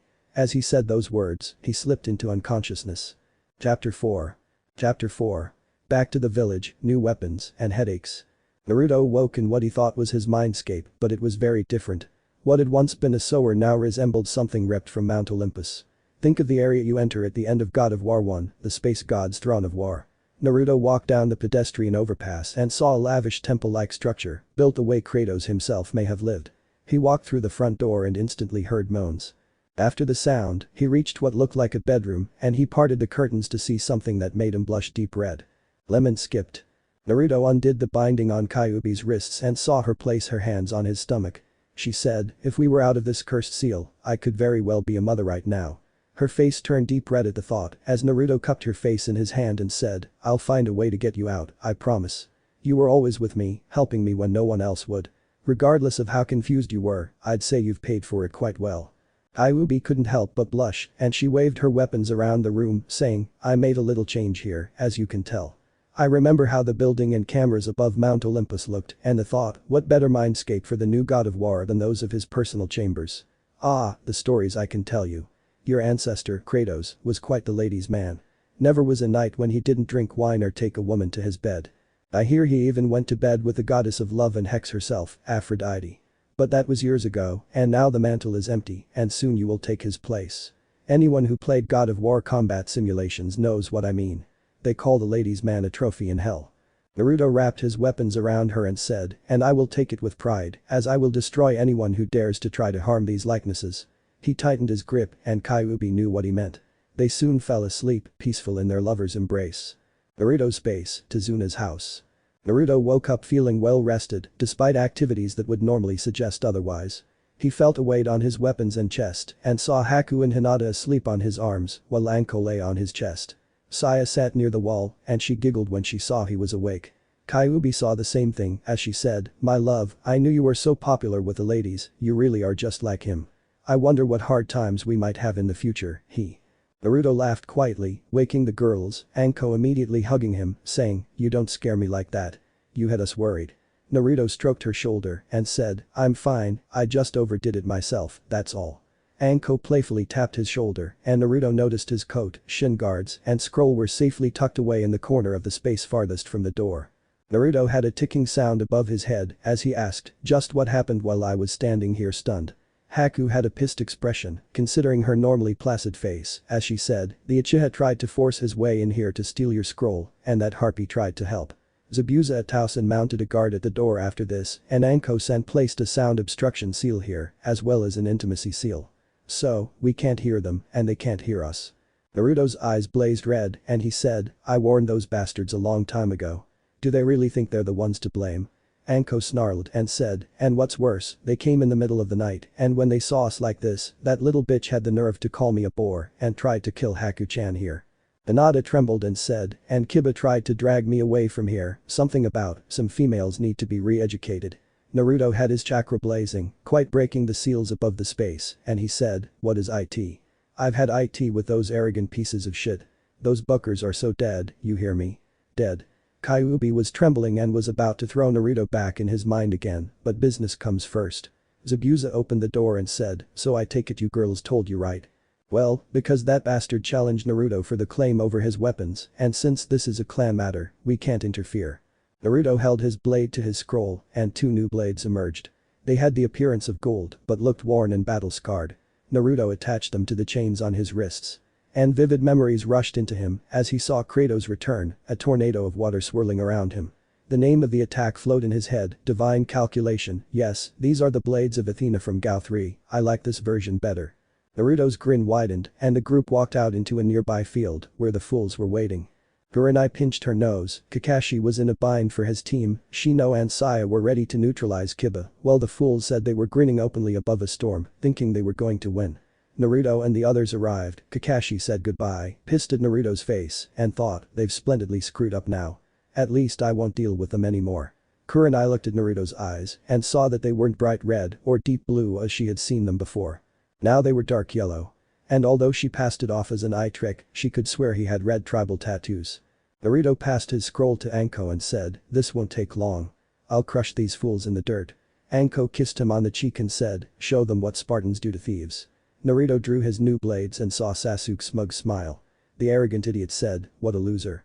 Soon, I'll take your weapons and maybe even those girls of yours too. Naruto growled but was attacked by Kiba, Sakura and Sasuke who assaulted him from the front. Anko tried to jump in, but Zabuza held her back, saying, this is a clan matter. We can't interfere. Besides, Naruto-sama isn't going to fall for some lowly genin. Naruto saw the attack of the three pincers and began to spin, saying, divine calculation. A large tornado of water surrounded Naruto, knocking the trio back, Hinata being reminded of her clan's rotation technique. Naruto stopped spinning and, seeing Sasuke's movement, stabbed one of his blades into the ground near Sasuke's nose. Naruto said, his oratory tone of no mercy should what he said be disobeyed, listen well, you disgusting imitator. These weapons are mine. And no one, not even the council, is going to change this. If you ever dare to steal from me again, I will use an ancient punishment from the time of my ancestors on how they dealt with thieves. He grabbed Sasuke's arm and held his blade to his wrist. After all, a thief cannot steal without hands. Zabuza was grinning openly like a madman, and Anko was hoping Naruto would too. Kiba and Sakura almost wait, they really screwed up. Naruto asked, this is your last one, got it? Sasuke quickly nodded and Naruto let his arm drop as if he were sick. He and the others walked away, leaving the idiots to think about how they'd almost died because of their foolishness. Time skipped the bridge, a few days later. Squadrons 7 and 8 were gathered and ready to leave. Naruto and Anko had seal hunting scrolls filled with their belongings.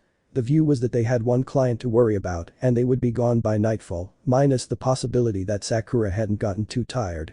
The women of the wave cheered, all of it directed at Naruto. Inari still considered the edge of the ripoff until Naruto said, be the strong boy, you'll have to be to guard this land safe. Ensure no one like Gato ever gets his claws in this place again. Inari replied, I'm not sad, I'm happy. Now I will be as my father wanted and protect these things I care about. Naruto opened a seal hunting scroll and took out a wooden version of the traditional Spartan blade and gave it to Inari. He then said, excellent answer, I look forward to seeing you make this a reality.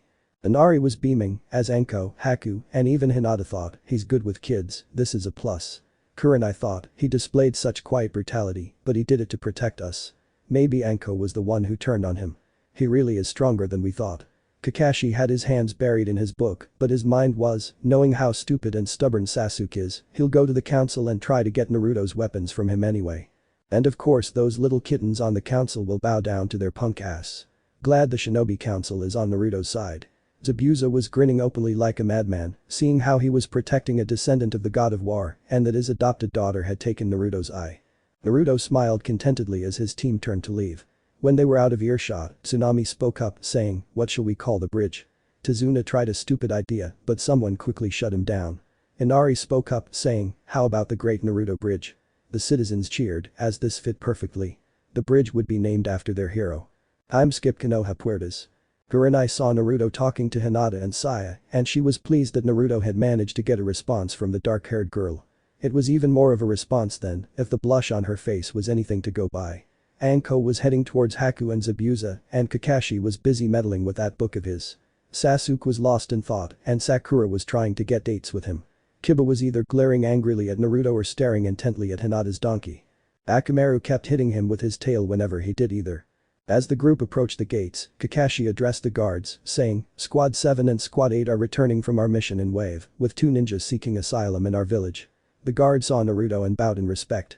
This impressed everyone except Anko and Naruto, as he thought, mother must be active in the village. This is good to see. He heard one of the guards say, it's good to see you back, Naruto-sama. Your mother has been anxiously awaiting news of your mission. Naruto nodded and said, thank you for telling me what has happened in the village since I left. Another guard replied, your mother has made a public appearance and revealed who you are. There are still some who don't believe it, but they are being treated. Naruto nodded and said, well, I waited for her to wait before I returned, that's fine by me. Glad to see she has recovered so quickly. Naruto, Zabuza, Haku and Anko walked ahead when they heard a guard say, "One last thing, you must attend a council meeting on the matter when you return. I wish you luck, Naruto-sama." Naruto felt a hand on his shoulder and as he said, "Thank you for the warning," he left Anko, Zabuza and Haku following via body shunshin. Council chambers. The group appeared near the gate, two Anbu standing guard. Naruto heard one of them say, "Geez, they can't give the kid a break, huh?" Thinking they've learned their lesson for now. Naruto grinned broadly and said, "I guess I really have to instill fear in those weak civilians, huh?" The Anbu chuckled quietly and said, "You're damn right to give the kid hell." Naruto just had a devilish grin as the gates opened. Naruto walked ahead, the blades of Athena on his back, as he asked, "So what's it this time? Does that bitchy little council have to see me again so soon?" The shinobi council began to smile with satisfaction and Naruto saw his mother walk in with Sarutobi. Sarutobi spoke, saying, "Naruto, it seems this council is trying to take its wipe from you again. It seems Sasuke sent a messenger bird ahead to tell the council countrymen." Naruto gripped a handle on his blades as he said, "So the little bitch didn't understand my warning. He loses me, then tries to get his way out of it. What a pissing ant." The fat country councilman shouted, "Shut up, you filth.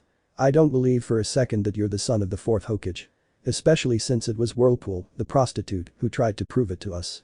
I won't tolerate another second of this charade." As before, his head was slashed at the neck, Naruto's face the very definition of rage. He said, "I dare anyone to say something like that again, I absolutely dare you." Kushina spoke up, saying, "As the head of the Uzumaki clan in Konoha, I hereby signal that the civilian council be dissolved and that Danzo be made the head of an Anbu division." Danzo laughed, as he still couldn't stand dealing with civilians.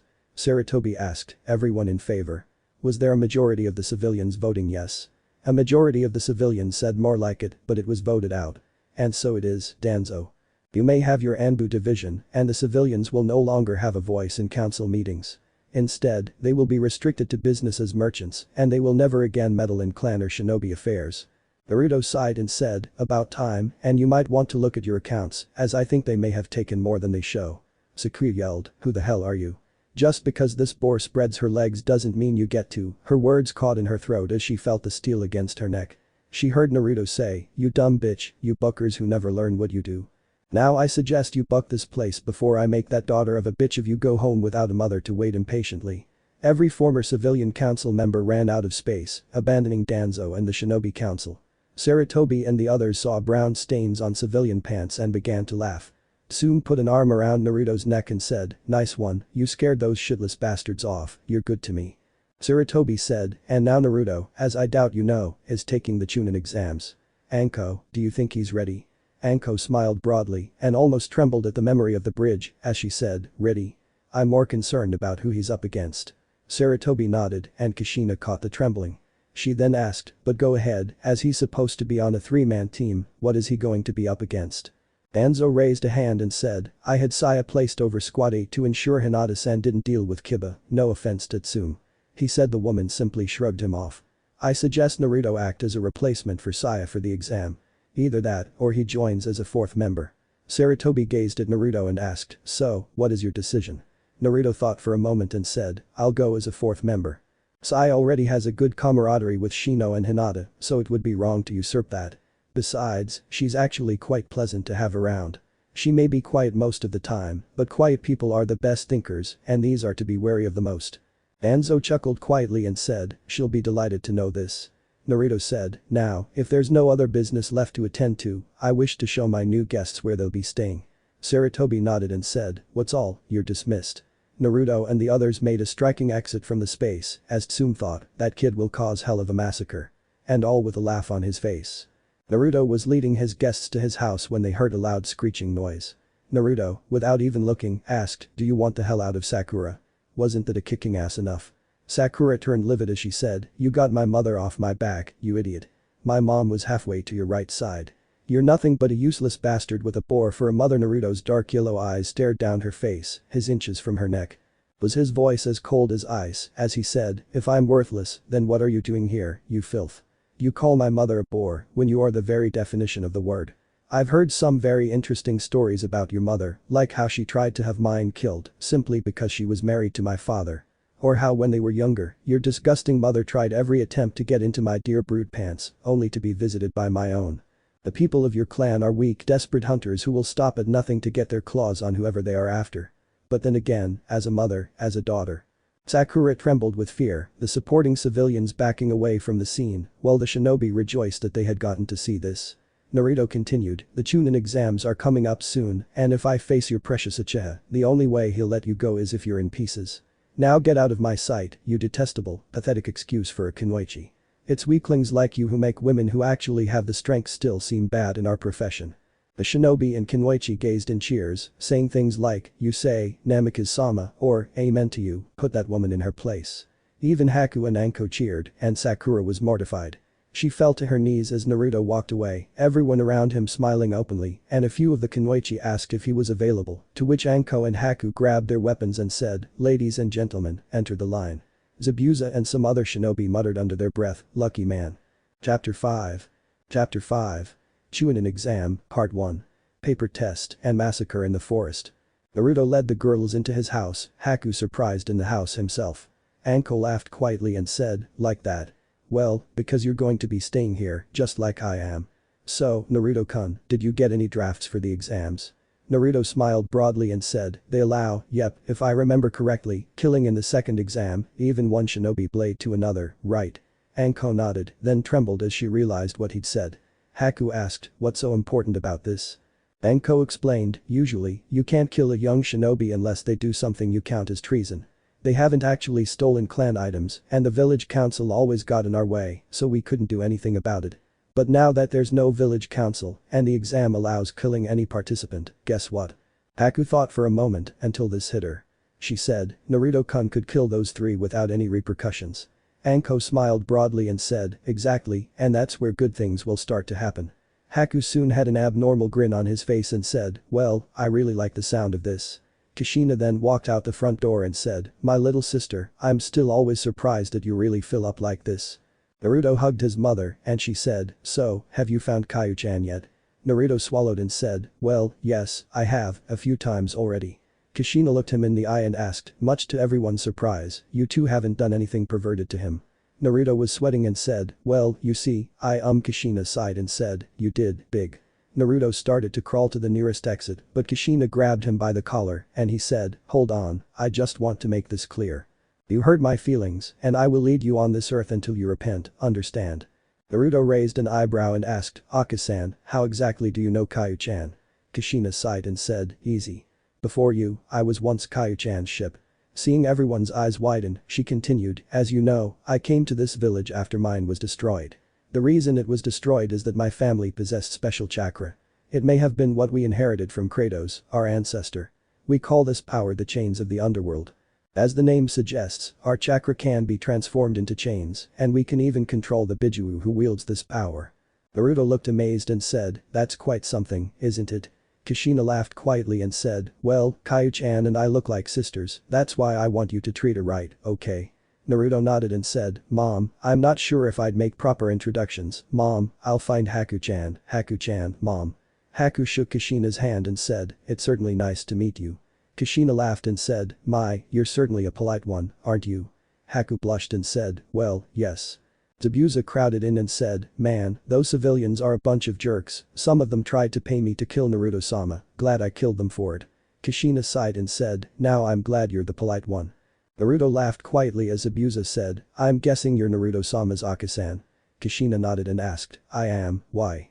Zabuza had a pissed look on his face as he said, those villagers are pissing me off, in fact, a few tried to pay me to kill you. Kushina started cracking her knuckles and said, is that so? What a bunch of dumbics. Naruto sighed and said, I'm going to take a nap, okay? Haku kissed him on the cheek and said, hope you sleep well. Naruto blushed, and after he entered his space, he flopped down on the bed. Naruto's mindscape. He awoke in his mind and saw Kyuubi curled up beside him. She was talking in her sleep, saying, of course, it feels so good. Naruto blushed, and he heard her say, my back's been killing me, your massage makes everything better. He then sweat dropped and thought, man, she had me going there. He lightly shook her over his shoulder, and his eyes opened. Did Naruto say, miss me? Kyuubi blushed and said, yes, I did. The lovers stayed like that, and Kyuubi asked, so, you plan on killing those buckers when the exam comes? Naruto nodded, and Kyuubi trembled as she saw that he now had red tribal tattoos, and he said, they got away with too much, and now, they won't have anything to hide behind. Kyuubi trembled again and said, God, you don't know how much I wanted to hear this. Naruto, remembering last time, said, I know, this time, they can't or won't escape. Kyuubi gave him a long passionate kiss, and when they broke apart for air, she said, I know love, now that the only ones who could stop us are gone, so why not cause a little carnage? Naruto rubbed her fur, making the fox girl moan, and led her to sit astride his waist. She then said, I hope you kill them soon. They get on my nerves. Naruto kissed her and said, it will happen soon enough. Just as I will see to your release from this place. Kyuubi leaned back, her head curling against his neck, and she said, in due time, love, in due time. Naruto's face. He woke to the sound of someone knocking on the door and saw Haku peering his head through the doorway. He heard her say, Naruto-kun, you seem to have a guest. Should I tell them you're busy? Naruto shook his head and said, no, I'll be blunt, okay? Haku nodded and left. Naruto went to the bathroom, and when he went to take a pee, he noticed that his junk had grown an extra inch or two. He then thought, Kaiju-chan, did you have anything to do with this? He said. The fox girl replied, saying, not me, though I would have, but I guess puberty hit you early. I modified your body so you could handle a bit more Kratos-like dangerous moves, and you haven't gotten to this yet. Naruto sighed and said, well, a little warning would have been nice. Kyuubi looked away and said, unfortunately, I should have mentioned it. Naruto reassured him, saying, it's alright, just let me know when you do that kind of thing, right? Kyuubi nodded, then his mind clouded out as perverted thoughts began to flood his mind. Naruto shook his head and thought, she may be odd, but I love her all the same.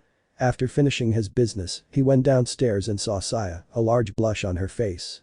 He asked, no, not that I mind, but why are you here? Saya's blush deepened and she said, Danzo-sama told me how highly you spoke of me and I just wanted to say something to you. Naruto sat down next to her and she said, I've liked you for a very long time now. At first, I couldn't explain it, but now I feel, perhaps my feelings have grown. Naruto simply looked at the brown-haired girl and said, Saya-chan, frankly, I don't know what to say. Saya looked into his eyes and said, then don't speak.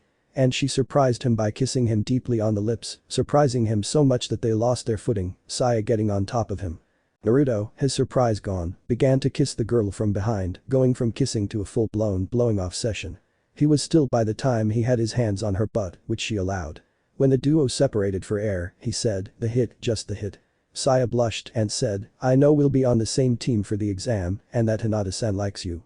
I just wanted you to know, I'll be on your side no matter what.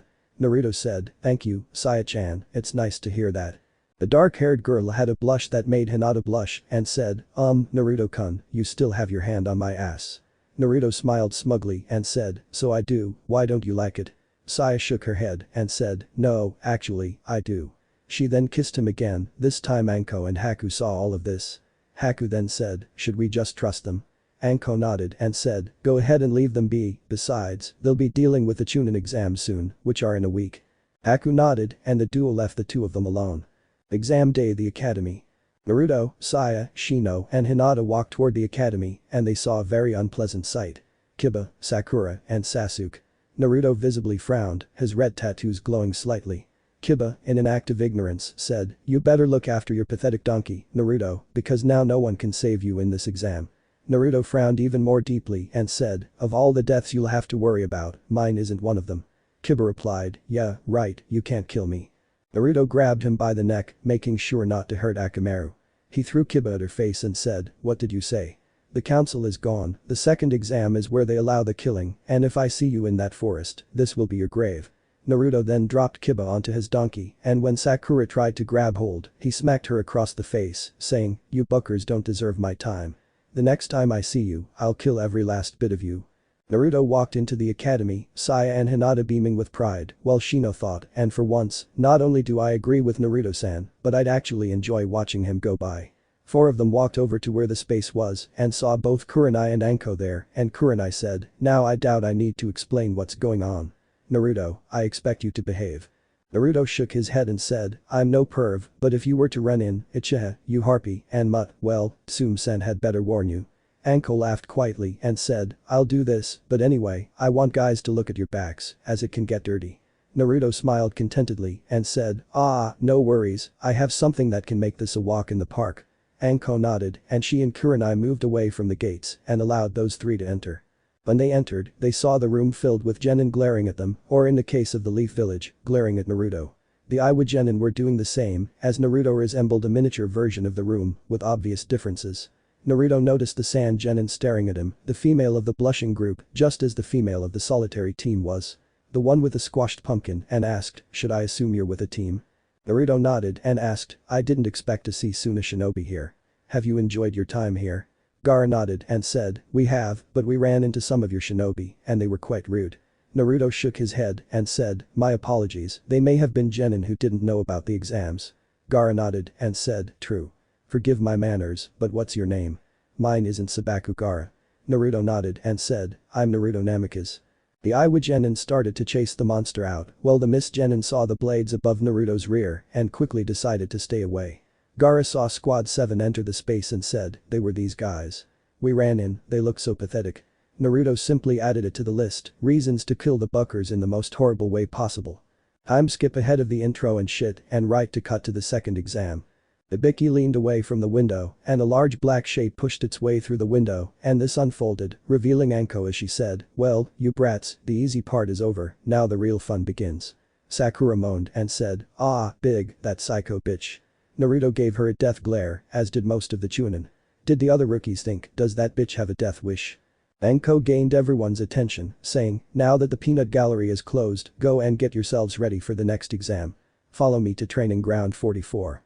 She then left the space, each genin following their lead. Training on land 44. Anko stood before the genin near one of the doors. Any hope of her being playful or pleasant was dashed. She then said, fine, here's the deal. The waiver forms are being passed around. They clearly state that if you died during this part of the exam, it's not our fault. Like it or not, this is how it is. Also, when your team submits their forms, you'll get either the sky or the earth scroll, just like these. She then held up a white and brown scroll. There's a tower in the center of the forest behind me. You can only enter it if you have both. A little of the genin was getting scared, so she said, now, for you to fail, you must have no scroll at the end of the 5-day period. Make it to the tower before that period or one of your teammates will die. Also, you automatically fail if you open your scroll before reaching the tower. The genin started to really tremble, minus Naruto and his team, the ninja sand and the ninja sound. Doji, the only one who could ask, said, as for food.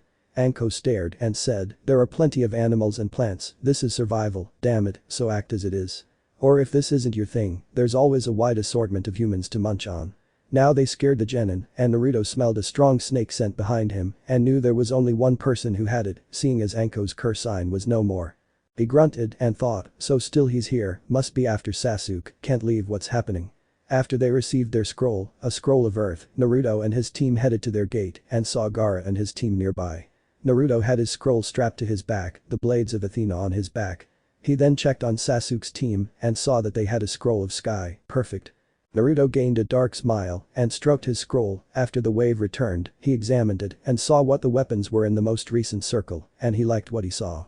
They all heard the loud signal and saw the door wide open. The exam had begun. Naruto leaped from the branch to the fork in the path. Saya, Hinata and Shino were right behind him. Naruto sensed a large amount of wind chakra leading the way. He felt Sasuke, Sakura and Kiba's chakra all right there, but he knew it wasn't them doing this. Naruto was carried away, while Saya used some of her paint beasts to hold off the others. When the wind died down, they noticed Naruto was gone, but they knew Naruto knew to be careful. With Naruto crashed through some trees, his scroll perfectly clearing the safe. He got up and saw a cave that held a very mysterious charm. The decision to enter couldn't hurt. He walked into the cave and felt himself passing through a barrier. Wondering what was needed for such protection, he went onward, the torches on the walls lighting up as he passed through. He soon began to see pictures of winged beings on the walls, but instead of the harpies he saw when Kratos gave him the blades of chaos, he heard Kyuubi say, by old gods, this can't be. Love, you have no idea how lucky you must have found this place. Naruto raised an eyebrow and asked, why is this place so special? He heard her say, like the beings you see on the wall. They were a race of fallen angels, or so they were called. They had magnificent black wings. Some of them actually took the form of birds, while others looked more like men, but wore bird masks. They were great warriors.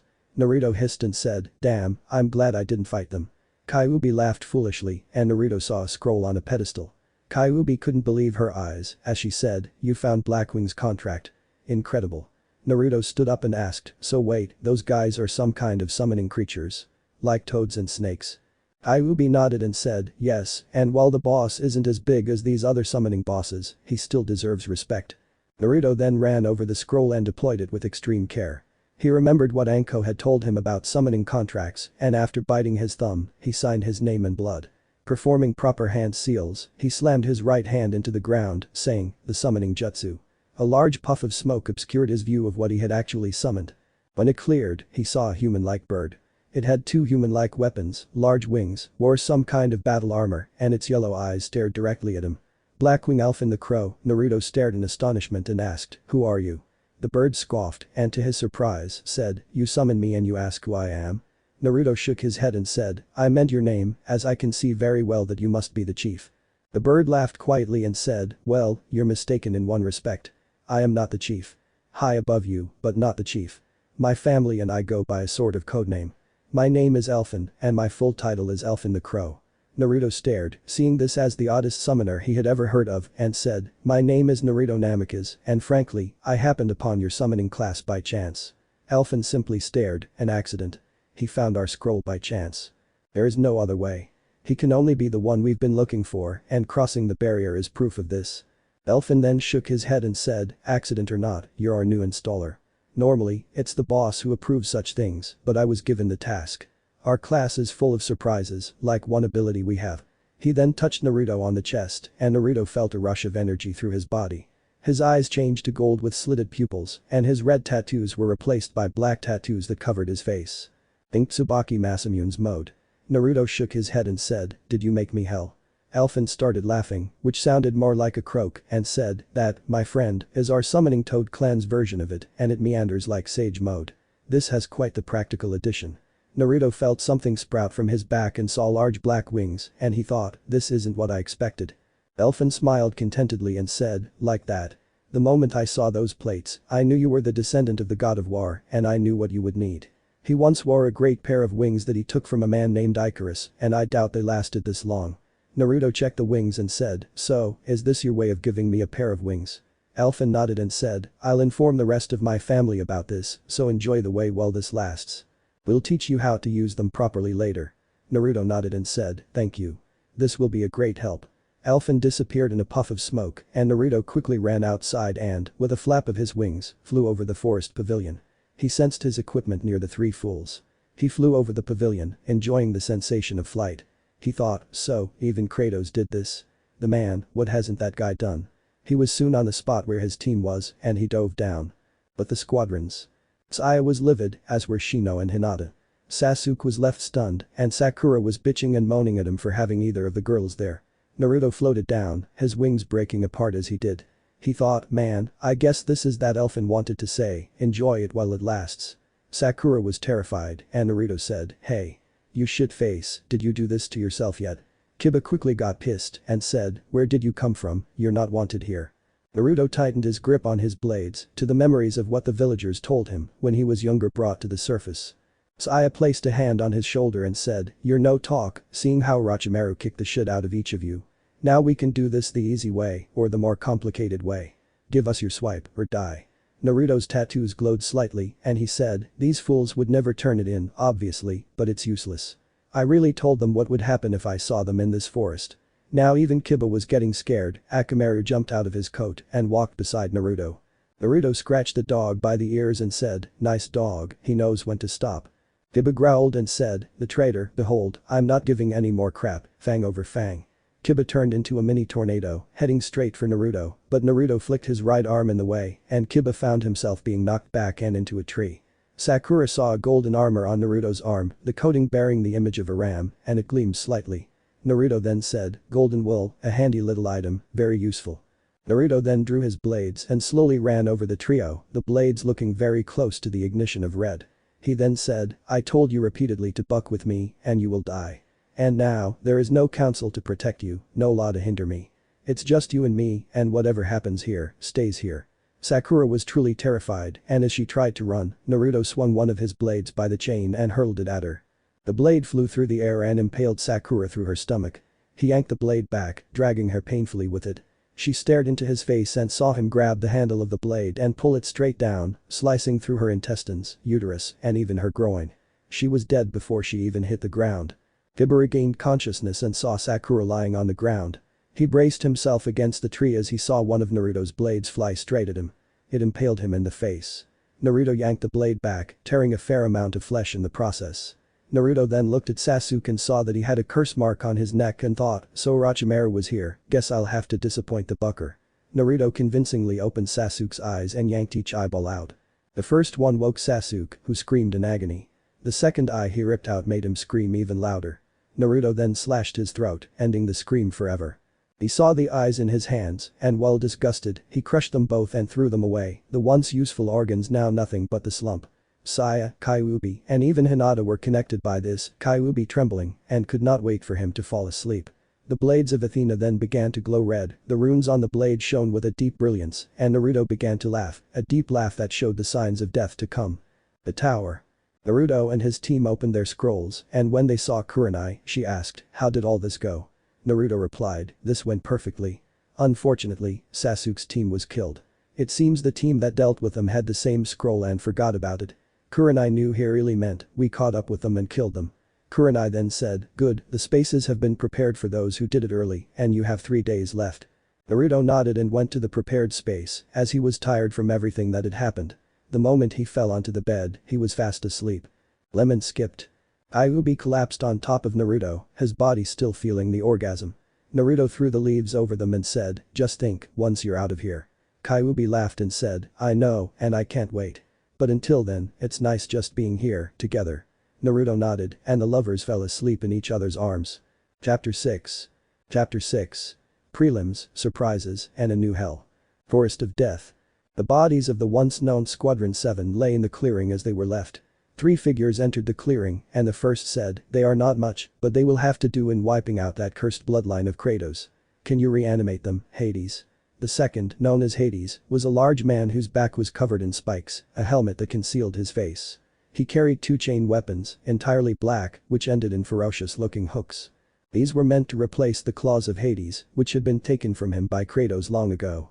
He replied, certainly, Zeus, but I will wipe their minds of their deaths, to avoid any questions. The first figure, now known as Zeus, his gray hair, golden bracers and sheer stature reeked of power. He then turned to Hades and said, very well, but not the Uchiha, for he will be the one to kill the one who ruined the beast. And for this, he will need a reason for vengeance. The third figure, Poseidon, placed a hand on Zeus's shoulder and said, who is wise? What if he becomes as obsessed with vengeance as Kratos? If he connects with us, he was cut short, as Zeus said, let me deal with this. If it happens, it will be easy to destroy him. They both watched Hades finish reanimating the ninja, and Sasuke opened his eyes. He saw the 3 of them and demanded, who the hell are you 3? And what the hell happened? Hades grunted, as he didn't like having to work with Zeus, and hearing this brat talk like that only made him more nervous. Did he hear Zeus say, how you wish you would get revenge on the one who killed you and your team, as well as your brother? Sasuke's eyes widened in surprise, but then he saw Kiba and Sakura walk out beside him, still alive. If these 3 could reanimate a dead person, then they were worth sticking with. Sasuke grinned broadly and said, what do you have in mind? Zeus simply smiled openly, while his brothers frowned behind his back. Our preliminaries time. Naruto and his team stood among the genin on the ground, Akamaru standing close to Naruto. Sarutobi entered and was about to speak when they all heard, unfortunately, we're late, but we had a bit of trouble. They each turned and Naruto's eyes widened and narrowed. Standing in the doorway were Sasuke, Sakura, and Kiba. Akamaru whined and Kiba said, end it here, Akamaru. I was looking for you. What the heck? I know Naruto-sama killed him, so how? Said the dog stuck close to Naruto, shaking his head and thinking, what the heck? I know Naruto-sama killed him, so how? Naruto was thinking the same thing, and he heard Kyuubi say, this stinks of the gods doing, as I can smell their putrid stench on them. Zeus must have had Hades reanimate them. Naruto frowned and thought, seems right, but this doesn't matter, they'll try something, and I'll kill them again and again. Kyuubi trembled and said, I know you're going to, I know you're going to. Sasuke and his team took their places in the ranks, much to the displeasure of everyone else. Sarutobi, seeing no reason to wait, said, skipping his speech and cutting to the first match. The screen, directed by the names, sooner or later ends up being about 2. First match. Sasuke Uchiha against Akato Yoroi. Sakura looked at the council and thought, Sasuke-kun can't fight, he's not this early. Naruto thought, this just sucks from the council, wanting to show off in front of foreign ninja. As Naruto and another genin approached the passageway, Kakashi said to Sasuke, "You can't use your chakra on this match, or the seal will react. If this happens, the match will be stopped, regardless." Sasuke simply nodded and continued walking toward the center. Hey, the proctor for the preliminaries, raised his hand in the air and looked at both competitors before saying, "Are both fighters ready?" At the confirmation, he lowered his arm in a slashing motion and said, "Begin." He then jumped back so he wouldn't be hit by the fighters. Sasuke started the match by rushing towards Yoroi, kunai in hand. Naruto thought, he's desperate, he won't win like that. Yoroi tossed aside the kunai strike and moved forward with his right hand, which glowed blue, in a manner similar to a chakra scalpel. He grabbed Sasuke by the shirt and Sasuke noticed him growing weaker. He managed to pull Yoroi away and gain some distance from his opponent. Sasuke's vision blurred and he saw Yoroi rushing after him. Yoroi grabbed Sasuke by the hair and the Uchiha noticed. He said, "You steal my chakra." Yoroi laughed quietly and said, "Yes, I am able to steal my opponent's chakra and add it to my own. You're finished." Sasuke, knowing he couldn't use chakra or jutsu, had a flashback to when he fought Leeward before the exams began. He remembered how he fought. Sasuke then suddenly ducked under Yoroi's guard and delivered a heel kick to his face, sending him flying. Leeward saw what he did and thought, he had his Sharigan active when we fought, but seeing it work is something else. Naruto thought, anyway, the Uchiha are copycats, but stealing Leeward's hard work is wrong. Sasuke saw the reactions and said, "I may have taken the first part, but from here on out, this is all the original." He paralyzed Yoroi using his index and middle fingers. He then swung his right arm at Yoroi's face, which was blocked by the arm. Using the momentum, Sasuke swung his right leg to kick Yoroi in the stomach, sending him crashing to the ground. Yoroi's sight left Hate stunned. He called out, "The winner, Sasuke Uchiha." Yoroi was picked out of the crater he made upon impact, while Sasuke fell on his donkey, with Kakashi already supporting him. He said, "Go get that sealed sign away, right?" Kakashi then shined away with Sasuke. Naruto glared as he watched them leave. Saya placed a hand on Naruto's shoulder, Hinata and Temari connecting them. Naruto looked at her with a raised eyebrow and she said, "My brother Gaara spoke very highly of you. You seem to be quite the man." Naruto smiled contentedly and said, "Why, thank you, Temari-chan, and rest assured, when this is my return, you'll see there's much to think about me." Temari laughed and stood as they looked at the next pair of names. Second match. Shino Aburam vs Aku Abumi. Naruto stared at the council and thought, this will be over quickly, as Shino is quite the shinobi. As Aku reached the center of the area, he simply glared at Shino before saying, "Why do I have to face this loser? I was hoping to face Blondie up there." Shino remained stoic. Hate, seeing no need to stop, asked, "Are you both ready fighters?" After seeing them both nod, he lowered his arm and said, "Then let the match begin." He then jumped back to make sure he wouldn't be caught by the hair in anger. Shino said, "I'll give you one chance, surrender now, or else." Aku simply sneered and said, "As if you just die." He then raised his arm out and ruined Shino, or so he thought. He really messed up. It was a huge collection of bugs and he heard Shino say, "I'm just going to say this one more time, I give up, you can't win." Zaku looked at Shino and saw a mass of bugs bursting out of his clothes. Ino and Sakura had disgusted looks on their faces. Naruto thought, so this is the Aburam clan's specialty, a letter lace up their sleeve. Shino said, "Surrender, so that arm you can't attack me as much as the swarm behind you." As Zaku looked back, Shino was true to his word. There was a swarm of the same beetles, looking to devour him at any moment. At this, Zaku's memories of having been found earlier by Orochimaru, guided by his mind, came flooding back. Pulling his other arm out of the sling it was in, he shouted, "There's nothing like having an ace in the hole, the right one." He pointed both air cannons at Shino and the swarm, but as he tried to activate his jutsu, his weapons began to inflate, showing immense pressure. As he screamed in pain, his weapons exploded, unable to withstand the pressure. One arm had enormous holes in it, the other was severed at the elbow. Seeing everyone's confusion, Shino explained, "While you were busy ignoring my warnings, I had some Kikuchu beetles get into both of your weapons, blocking them and preventing the flow of chakra. And, it's a real ace in the hole." Hate, seeing the clear result, said, "The winner, Shino Aburam." Giba shuddered, saying, "And that's exactly why we wouldn't want to fight Shino. The guy knows how to be brutal." Naruto thought, well, no more bucking Muttface, we are shinobi after all.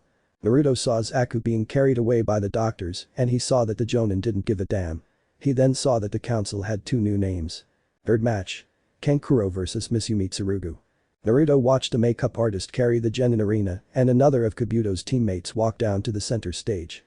Kankuro wore a confident, satisfied smile, his opponent's face unreadable due to the crystals and mask. Hayate looked at them both and asked, "Are you both ready fighters?"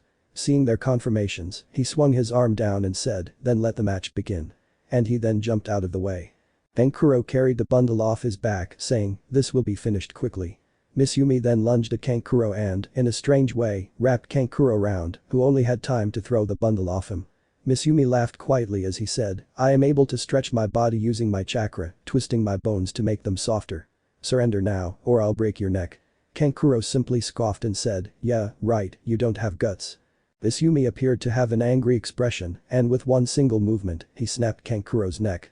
Sakura said in surprise, he actually broke it. Miss Yumi sneered, thinking he won, as he saw Kankuro's head go limp. He then heard the smirk from the front, and he, along with everyone except the Sand Shinobi, had wide eyes as they watched his head go, the part of his face omitted, revealing that he resembled a wooden person. Kankuro's clothes were ripped at the sides, as 6 weapons leaped out and wrapped around Miss Yumi in a way that was very familiar. The now revealed puppet laughed, before Kankuro's voice uttered the refrain, well, what was the fun of it, I wonder how soft their bones would become if I broke them all. The puppet squeezed Miss Yumi hard and with an audible crack, broke every bone from the neck down. The lump Kankuro carried began to unravel, revealing the real Kankuro. Hey, it said, the winner, Kankuro. Naruto thought, he hid inside the lump and controlled the puppet, making it look like him. Not a bad idea. Miss Yumi was taken away by the doctors, and the council reviewed the names again. This time it landed on 2 names the ninja knew they would never hear the end of. 4th match. Ino Yamanaka vs Sakura Haruno. Naruto turned to Temari and said, I'll admit for a puppeteer, he can put on a pretty good show. Kankuro, who had walked over to his sister, heard the remark and said, thanks, I was inspired to learn from Akasuna Sasori's work.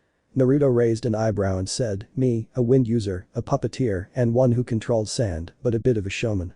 Very impressive. Am I to assume you 3 are brother and sister? Temari blushed and went to her match, while Kankuro chuckled quietly and said, yeah, this is us. Naruto laughed quietly and said, it's cool to watch this. Naruto watched as Temari picked off Tenten's attacks one by one until the match was finished. He then heard a call from Beast and turned toward the council. 7th match. Naruto Namikaze vs Kiba in Yuzuka. Yes, I know I skipped the 5th and 6th fights, but they were as equal as cannon fire. Naruto saw the family being taken away in a stretcher and sent a shadow replica to watch out for them. He then heard Kiba say, we got a lucky break, Akamaru, we can easily knock this one out. Naruto walked down to center the stage and said, you lowering your dog breath. I'd like to finish this someday today. He didn't pay attention and sneered at each other in the space. Kiba tried to show off by jumping down to the floor. Hey then asked, are you both ready fighters? Upon confirmation, he lowered his arm and said, then let the match begin. He then jumped out of the way. Kiba snarled and said, I don't know what you did to Akamaru, but now I'm going to whip you dead. Naruto scoffed and said, I'd like to see you try that garbage. Kiba growled in anger and said, screw his ass, I'll kill him and make Hinata mine. Gatsuga. Kiba spun around in a human tornado and Naruto reached behind his back for his swirl and threw down a mean-looking hammer. It was quite large and made of wood. The ends had disgusting-looking points on them, indicating that a blow to the head would be the last. Naruto stood ready to swing, and when Kiba was close enough, Naruto swung the barbarian hammer like a bat out of a house and said, get your pathetic ass the buck away. He slammed Kiba on the side and watched him fly straight into a wall. Everyone's eyes were wide, like Tsume's, and Kushina saw the fight and every thought, holy shit, that was amazing. Kushina, however, was, my god, the way his body moved, if I were a few years younger no, wrong Kushina, wrong. He is his son. But then again, he's an adult and he's more of a friend than a son for now. No, I can't think like that. Naruto whistled as he threw the hammer over his shoulder and said, damn, I think I killed him. Hinata sighed and Hate said, to the winner, Naruto Namikaze. As the screen scrolled through the names, Hinata froze as it landed on 2. Octavo Phosphorus. Hinata Hyuga vs Niji Hyuga. Sakura saw the look of fear on Hinata's face and said, well, it seems the female Hyuga will do her best to be on the same team as that monster. Each of them glared angrily at the girl, and whether out of strong vanity or ignorance, she didn't notice. Naruto sighed and thought, why didn't the gods just leave their dead donkey? Kyuubi shrank back and said, I'm sorry I didn't know love, but sadly, they just didn't. Why? Does it frustrate you? Naruto thought, hell did kill their female donkey, and they just tell me nonsense about reanimating her. Kyuubi had a seductive, satisfied smile and said, well, after these preliminaries, perhaps you can come in, and I can relieve you of that tension. Naruto smiled contentedly and thought, you know. He turned his attention back to the field and saw Hinata doing well, but not well enough. Niji had the advantage, as he rolled back his sleeve to show that her tenketsu had been blocked. He then said, how pathetic. You're pathetic. Naruto snarled at the observation and said, shut your mouth, you bugger. You claim to have strength when all you do is insult and make others feel inferior. It's the way of a coward. Niji's face flushed with anger and he said, silence, you piece of trash. I'll deal with you later after I've finished off this weakling main branch. Niji rushed forward to kill Hinata, but he was stopped by a blade thrust in front of his face. Naruto held the scythe of death to his neck and said, they still won't budge an inch. Hinata collapsed and Kurenai rushed down to check on her and said, my god, he really tried to kill her. She's going into cardiac arrest. Naruto yelled, get those damn doctors out here now. The medic ninja took Hinata away and Akamaru followed after them as Naruto told him to. Naruto gripped his scythe and his bright red eyes turned, tinged with yellow. Then he said, his voice sending shivers of fear down people's spines, pray on your hands and knees, which is why she keeps you here alive, because if you don't, I'll make sure you get a ride to hell. Should I clean up your piece of shit? Niji nodded his head and said, she should die, as she is destined to be weak. Naruto glared angrily at Niji and said, speak not of destiny, as it is a crutch for when your life is in the shitter you prune. Naruto simply walked toward the passageway, still not paying attention to the rest of the matches. Saya sat beside him, as she was the only one who would advance without a fight due to the number of people who left. She placed a hand on his shoulder and said, she'll be fine, she's tougher than this. Naruto nodded and said, I know, but this won't save that idiot from his punishment. Saya trembled in tone and said, I know, and I can't wait to see him fall like the woman he is.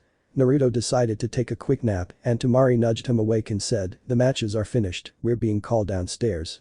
Naruto helped her up and followed her downstairs where other winners were standing. Pate said, now that you've all won, you'll each reach into this box and pick a number. This will decide who you'll face in the finals.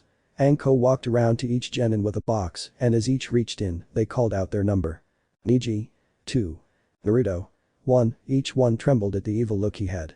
Ara. 3. Tenkuro. 5. Shino. 6. Temari. 7. Shikamaru. 9. Osu.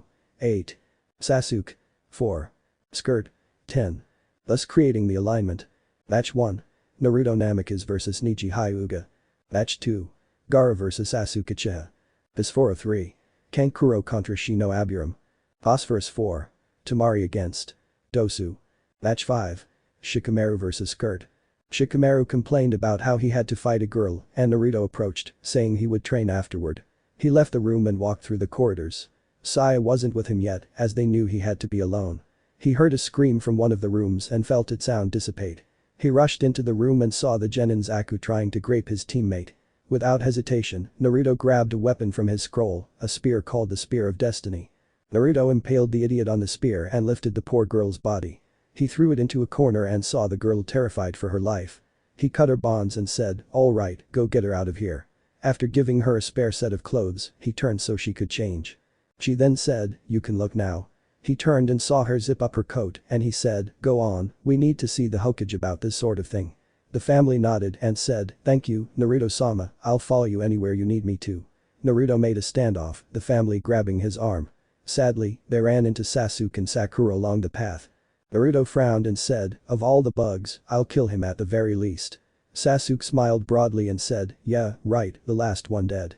I have allies on my side and they're pretty high up in the food chain, even you. Naruto's brow furrowed as he said, the gods of Olympus only work for them. You'd be wise to stay away from them. Sasuke scoffed and said, the loser. Yeah right. You're just jealous of me. Sakura, deciding to be a girl, said, yeah, so shut up Naruto. Leave him and take that slut with you. Naruto was about to reach for his blade, but Kakashi turned around the corner and said, what's going on here? Naruto, take the girl to see Lord Hokage. I'll deal with these two personally. Naruto left and Kakashi turned to the two fools and said, I don't know how the hell you two are alive, but know this. If you both try to attack Naruto in any way, he will kill you both. And if he doesn't, I will. Sasuke simply scoffed and walked away, while Sakura trembled at her sensei's tone. Hokage Tower Sarutobi's office. Sarutobi sat at his desk, allowing shadow replicas to do it for him. He was pleased Danzo told him of this idea, as well as the fact that the Anbu under Danzo's command were efficient in the village. He was enjoying a cup of tea when Naruto walked in, much to the secretary's protest. I'll have to light it later. He then said, it's good to see you Naruto. You put on quite a show for everyone. Your mother and Tsum-san were quite impressed. Naruto laughed quietly and said, thank you, though I could have been much, much worse. Sarutobi grew serious and asked, why did you bring one of the sound genin with you? Did something happen? The family nodded and said, yes, Naruto-sama saved me from being raped by a teammate of mine, well, my ex-teammate now. Naruto nodded and said, I don't trust her around another sound nin, so I brought him here to be placed under my preventive detention. Sarutobi nodded and said, it shall be done. Don't go and prepare for the finals. A month goes by quickly. Naruto bowed, and the family followed after him. Namikaze composes. Naruto walked in, and after being rejected by the older Hyuga clan, he decided to deal with them later. He was glumped by Haku and Anko, and the clan simply watched from the background. Haku then said, I saw Hinata, and she's very lucky her injuries weren't serious. Neji really tried to kill her. Naruto had a deathly aura around him, and he said, that idiot will pay for what he's done. I'll leave soon to train for the finals. I'll be back. Haku and Anko knew not to interfere, and the clan said, very well, Naruto-sama, I know you have to train. We'll wait for you to return. Anko looked at her and thought, who is she? I know she was one of the sound genin, but why is she here? Naruto was about to leave through the door when he rushed in at his mother. They both fell on top of each other, Kushina pinning Naruto down. Her face turned as red as her hair, and she said, leaving so soon, Sachi. Naruto blushed and said, yeah, I have to train for the finals, and I can't do it here. I'll be back by then. Kushina then said, okay, back the day before, alright. Naruto picked her up and said, I'll tell you about it.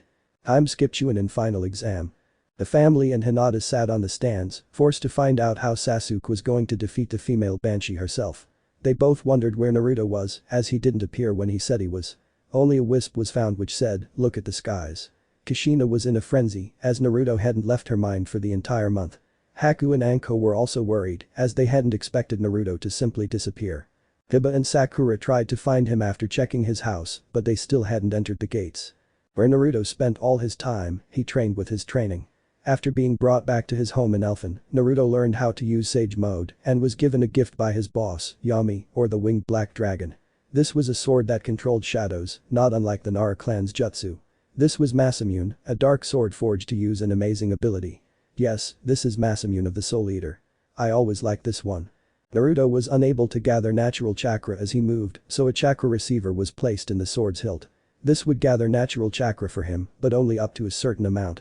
Once that limit was reached, it would take a day to recharge. Until then, Naruto had a limited amount of time to use Sage Mode, but he was fine with the limitation. After all, he was always around them. Yami had Naruto learn Kenjutsu under his best expert, the one known as Silverwind the Ascendant. The education was harsh, but he toughened up because of it. Now other competitors were looking around for Naruto and Sasuke, and even Sarutobi and the Kazukiage were wondering where they were. Kushina threw in a fit as she had told Naruto to return the day before, but she just got the same grade as the Familia and Hinata had. Anko then said, hold back your short on Naruto-kun, knowing he's only going to make a grand entrance. Kurenai nodded and said, she has a point, Kushina-sama, I wouldn't put him ahead of her. Kushina sighed and thought, I know they're right, but why can't I get my son, my own son, out of my head? Genma then said, alright, Naruto Namikaze and Neji Hyuga, please step forward, as the match will soon begin. Everyone looked around, and no one saw Naruto at all. Neji had a smug smile and said, so, the loser left, I see. After all his talk, he proved to be only, the coward. Near the end of his sentence, black feathers began to flutter across the sand, and Orochimaru had to wonder, this isn't Jinjutsu, so what is this? Everyone looked around as the feathers continued to fall, while Hinata looked up and shouted, look, over there. Everyone turned their eyes and saw Naruto, but they were startled by what they saw. He had large black bird wings, the Grim Reaper's scythe in one hand, Masamune in the other. As he floated down, he gave the appearance of an angel of death. Its wings began to fall slowly, disappearing completely when its feet touched the ground. And all the while, a loud tone, like the ringing of a bell, was heard throughout the arena. Naruto raised his head, his hair having grown down his back in a manner similar to a white-haired Sannin. His eyes were still bright yellow, and he said, don't ask for whom the bell tolls, for it tolls, for thee. Genma was startled, but said, it's alright to see you were joking. You ready? Naruto nodded and said, go hurry this up. I intend to send this damned bastard to hell. Genma nodded and said, let the match go, begin. He then jumped back, and Neji said, don't mock fate, for it is determined that you will lose this day. Naruto then began to laugh, and this sent everyone's spines into tremors. When he was done, Naruto said, fate. You dare to talk to me about fate? What a miserable piece of shit you are, Hyuga. Neji grew angry and said, shut up, you commoner. Don't think you're better than me, a Hyuga prodigy. Naruto had a dark, sadistic smile and said, let me tell you a little story. You, the son of a goddess, there were once 3 sisters, each of whom had power over our destinies. But one day, a mere mortal, a man, decided to change his fate and led the life so unjustly taken from him. He traveled to the island the sisters resided on, and when they tried to stop him, he killed them, one by one. So let me ask you this. What good is fate or kind when mere mortal goddesses are slain? Niji was fuming and said, you're lying. No one can change their fate, no one. It's pointless to even think otherwise. Naruto put down the death scythe and Masamune away and drew the barbarian hammer. He then said, oh really? Then perhaps we should get a third opinion on the matter. He then slammed the hammer down and dragged it in front of him. At the shock of each one, Hyuga included, they saw a person appear, standing there, transparent but still there. This was Hisashi Hyuga, the brother of Niji and Hiashi's father. Hisashi grabbed Niji by the neck and said, it's a disgrace to see you fall so low, son. With my death, I won freedom for the rest of our cursed clan. This boy speaks the truth. I have found the man he spoke of, and knowing this Niji, if you listen to your elders, you will perish. Hisashi's form vanished, and Naruto said, damn it, he had a lot to say. But now it's time to cut the shit out of the way and beat the shit out of you. Naruto pulled out a strange bow, a string made of wind, as he revealed. The typhoon's difficulties, he drew it back, and when he fired, Niji spun it around and said, the rotation. A gigantic dome of chakra enveloped Niji and blocked the shot. Niji then said, I don't know what you did, but I know what happened, and it wasn't my father. I'll destroy you for this. Naruto fell and kicked Niji in the face, the force of it smashing him into a wall.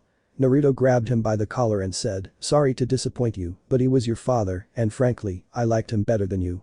At least he didn't have a whole forest on his donkey. You, on the other hand, are going to suffer for what you did. He then threw Niji against the wall and banged his head against it a few times. Naruto then said, for all to understand, do you know how many ways it takes to kill a man? To burn flesh, to break bones. But to crush a man's spirit, that must truly destroy him. Niji then lost consciousness, and when he opened his eyes, he was pinned to the wall and saw his father standing before him with a katana. Hisashi then said, you are an idiot. You will be punished for your stupidity, and I will be the one to hand you over. Niji felt a sharp pain and saw his father pierce his chest with a katana. This was repeated over and over before he lost consciousness again. The audience heard him scream, but they still saw no injuries. They heard him yell for them to stand up, but nothing happened. Naruto smiled with satisfaction as he held up the hand sign for a genjutsu he had learned from Kyuubi.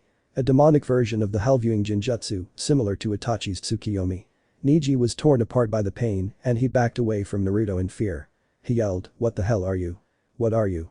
Naruto began to laugh, his laughter tinged with darkness and demonic power, and he said, what am I?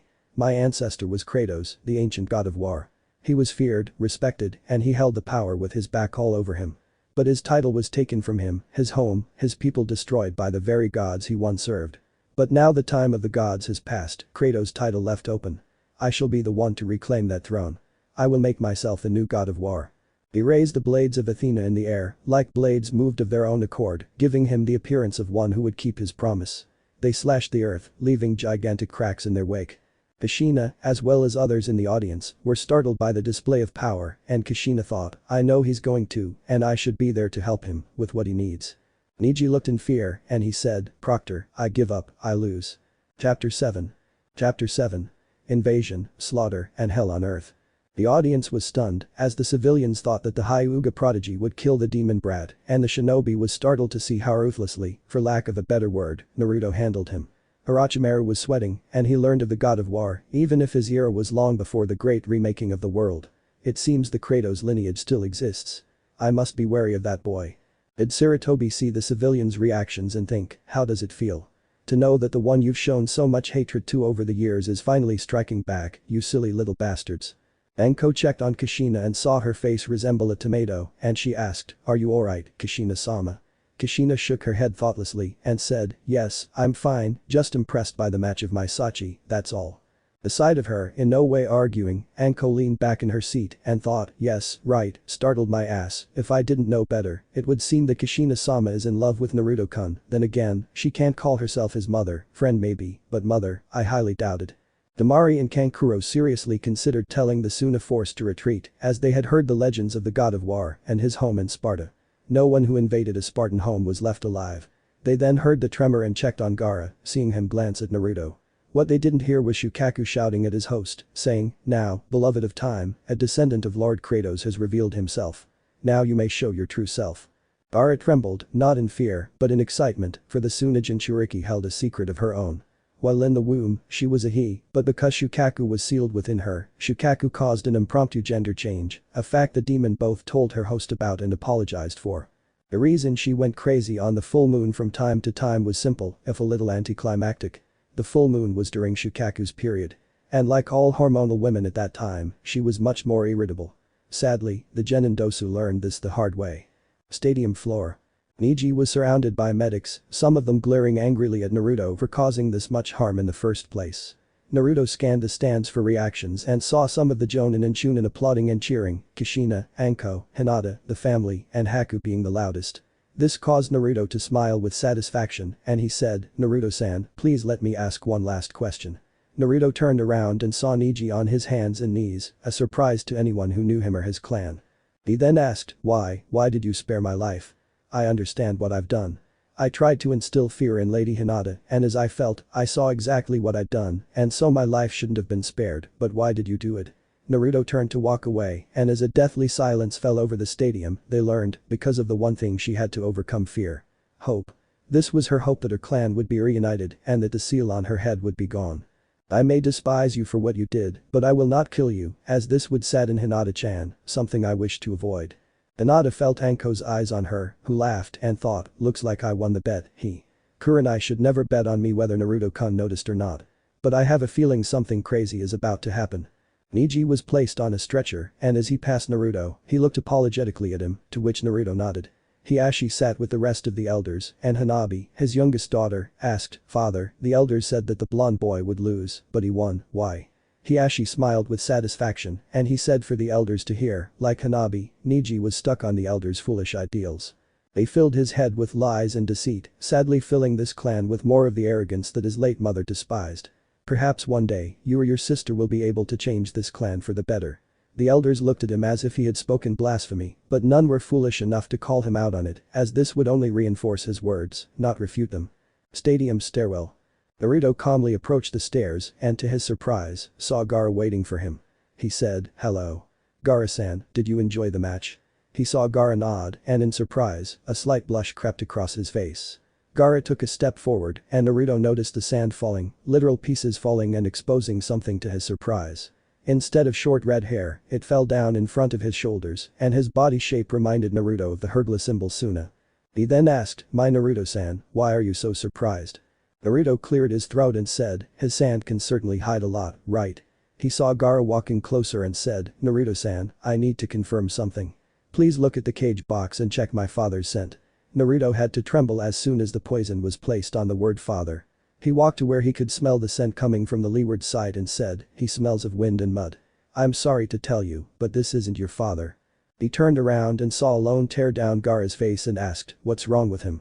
The next thing he knew, Gaara was clutching her chest and said, "It's not him, he smells of scorpions and sand." He said he was going to back down, but she felt a hand on her head and Naruto said, "Warn all the Suna forces, you've been tricked. We have to warn your brother and sister." After remembering how she looked, he asked, "Are you going to keep that armor on? Or just abandon it?" His answer was a long kiss on her lips and she said, "Which will you do?" Nodding silently, he followed her to the box and they said goodbye to Temari and Shikamaru's armor and Kankuro looked at them and asked, "Have you seen Gaara everywhere?" He heard a cough from the retreat and Naruto said, "Yes, I have and it seems like three of you will have to clear some things up, but for now, you have to go warn the Suna ninja you have around the village. The town is being manipulated by Orochimaru." Kankuro was about to shout about betraying the village, but the look in his younger brother's eyes spoke otherwise and he quickly nodded off and ran as fast as he could. Gaara was still clutching Naruto's chest and Naruto felt his mind cloud over. Naruto and Gaara's combined mindscape. Naruto and Gaara found themselves in a sort of desert, the Sand Rebellion at one point, which transformed into the form of Shukaku. She looked down at the two of them and said, "It is an honor to find a descendant of the god of war. I brought you both here for a reason, one that will benefit us both. As you may know, the Olympian gods have returned. This was Nibi, who can sense those passing through the afterlife, who warned us. The only one unable to know this fact was you, as your seal prevents us from communicating with Kyuubi-sama." Naruto looked up and asked, "But how were the gods able to return? Didn't they die?" Shukaku nodded but said, what may be, but they were trapped in Tartarus, but now it's called Hell. After Kratos had the world remade, the structure of Hades changed, and Lucifer, a fallen angel, took over Hades after a failed attempt to bring Kami down. Because of the failure, he was destroyed from true heaven, and so Hell was born. But wait, it seems Zeus made a deal with Lucifer. To be allowed free passage from Hell, in exchange for you, she points a gigantic finger at Naruto, being killed and dragged to Hell for what your family has done. Naruto blinked and asked, my family? What does any of this have to do with them? Shukaku laughed, it sounding like an earthquake the whole time. She then said, you know that Kratos' lineage is a cursed and destructive one, but the only ones destroyed were the gods on Olympus, and the only goddess he killed was Hera, but she was a total badass. Anyway, if you trace the line back far enough, 2 other warriors can be traced back to him, each powerful in their own right. Dante Alighieri, the crusader whose sin nearly cost him and his beloved their souls, only to repent of them upon a pilgrimage through hell. The Red Rider of War, who fought angel, demon and human alike, he who was blamed for the early beginning of the Second World War, only to fight his way to discover the truth. Now do you see? Your family has been a thorn in the side of many dangerous people, one they so desperately tried to have removed. But the Bijuu supports you, Naruto-sama, and I will tell 7 others to seek you out, my lord. Shukaku performed an odd version of a bow, which Naruto returned, and as they both disappeared, Shukaku thought, be strong, Naruto-sama, for even Gaia herself has not let go of her fury. Stadium competitors box. Naruto and Gaara shook their heads, and Naruto, noticing Kyuubi, said, why were you 2 here headbutting each other? I couldn't hear a thing. Naruto simply replied, saying, we'll have plenty to talk about once this is over. He felt Kyuubi nod, and Gaara said, looks like the Uchiha has finally arrived. I'll be back shortly, but I'll try to stand my ground while I can. She pecked him on the cheek, startling him and Saya, who was watching from a corner of the space. As Gaara passed, Saya approached Naruto and asked, what happened? I thought Gaara-sen was a guy. Naruto shook his head and said, there's much more to it than we know. As for what he is, I don't know. Stadium floor. Gaara stood on the sand floor, the audience confused by the change in appearance, but when they saw Sasuke, they were even more surprised. They saw that he wore gold bracelets and shin guard similar to Zeus's, but he wore an all-black jumpsuit and his hair was longer. He looked at Gaara and said, so the sand demon is a little female, huh? This doesn't matter, I'll kill you in front of everyone and show you what a monster you are. Shukaku screamed to kill the boy, as his armor showed that he was allied with Zeus, to which Gaara agreed. Genma was ready, and when he saw that they were finished talking, he said, let the match go, begin. Gaara quickly unleashed his sand, attacking Sasuke like an angry snake. He dodged the oncoming attacks and offered a hand, possessing a lightning bolt, which made Naruto's eyes widen. Sasuke then threw the bolt, which flew through Gaara's sand and barely pierced his armor. Naruto gripped the handrail, anger evident on his face. Sasuke, watching as the technique scanned the sand, began throwing bolt after bolt, his face clearly showing madness. Stadium supports. Kakashi was horrified, as he didn't know where Sasuke had learned his skills, nor where Sasuke had gone for the past month. Many believed Orochimaru had him, but the truth was, Zeus had orchestrated his education. Shukaku was terrified, Naruto was furious, but Sakura had a smug grin on her face, thinking, now Sasuke-sama has shown that demonic female boss, and soon, we'll kill that bastard Naruto. We just have to be patient. Enko thought, something's wrong. That move cuts through the sand brat's armor, and I don't think the leeward child could pull that off. Kushina looked between Naruto and Gaara, seeing their worried expressions, and thought, it must hurt to see a friend treated as such, but when did they become friends? Kakashi had had enough of this, if this isn't over soon, I'll kill Sasuke myself, so help me Kami. Sand floor. Gaara felt a deep sting on her shoulder, and she slowly turned her head to look at the source. It was a lightning bolt embedded in her shoulder, leaving a deep wound. As long as it wasn't in her heart, if she didn't pull it out, the electricity would kill her. She quickly ripped out the bolt, and the blood gushed from the wound, which Shukaku quickly sealed. The next thing anyone knew, an explosion occurred in the cage box, and she knew, the invasion has begun, which I hope Kankuro manages to stop every single one of them. Stadium competitor box. Kankuro rushed into the box to see the plan already in motion, but he said, I caught them in time. The Suna ninja have returned to the village. Temari looked relieved, having been filled in on what was happening. Naruto saw Sasuke about to attack Gaara, but as he jumped down, he drew the blades of Athena and attacked Sasuke, blocking his path. Sasuke scoffed and said, so I guess it's true, demons protect their own kind. He then vanished, a dark little smile playing on his lips. Naruto heard Gaara gasp and quickly went to his side. He saw the wound, as did Temari and Kankuro, and Naruto said, get her somewhere safe. She can't fight with this injury. Gaara looked Naruto in the eye and said, you heard me. You can't fight. Don't worry. I'm too strong to die. Gaara laughed as his brother and sister carried her away. Naruto then gained an angry expression on his face. He then called out, shadow replicating jutsu. He created 7 replicas, each wielding a weapon. He sensed Kiba and Sakura approaching from behind him and he said to his replicas, Spartans, let us show these fools what we're made of. Let us show them why a Spartan's home is never invaded without cost. To weapons, my brothers, to weapons. The replicas grabbed their respective weapons and with a shout of Aru, they charged into the village and began killing any sound ninja they saw. Naruto then turned around and saw Kiba and Sakura ready to fight. He then sneered and said, you traitorous bastards, I'll enjoy killing you again. And this time, Hades won't be able to bring you back. Naruto sharpened the blades of Athena as their replicas took over all the other weapons he could use. If there was ever a time he could finish them all off in one go, this was it. Sakura and Kiba tried to flank him, but he began to spin, the divine calculation. They crashed into the tornado, which was on a much larger scale than before, and before they fell to the ground, he stabbed them both in the stomachs, which Tsume saw. She bowed her head in the loss of her son, but she saw him attack Naruto with the intent to kill. Naruto left their bodies from their blades and ran to check on his mother. When he reached the stands, he saw Kushina standing over a pile of bodies, each of them holding a ninja blood-stained katana in hand. Naruto laughed as he saw that his mother was well, he quickly left, but not before looking back for a second, a blush on his face as he walked away.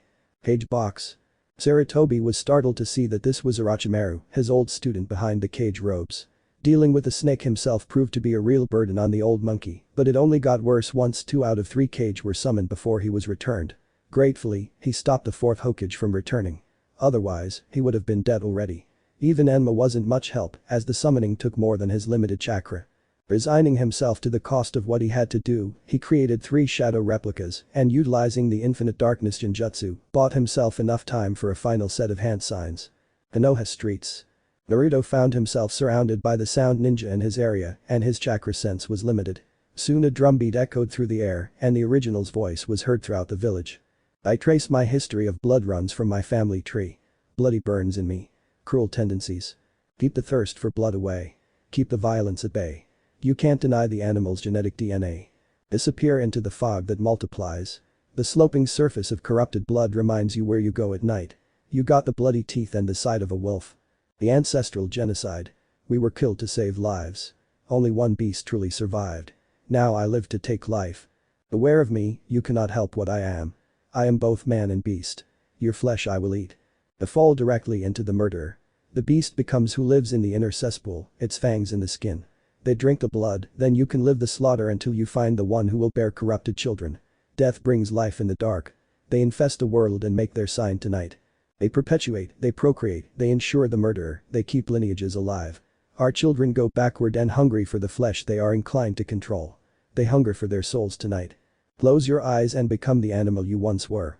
Naruto felt his eyes slowly close, then slowly burst open, their eyes glowing red, and with his weapons in hand, he killed the ninja sound around them, each one having the blood of a ninja flowing like a great stream. Soon, his weapons glowed bright red, his weapons were finished. The Konoha shinobi cheered and joined the fight.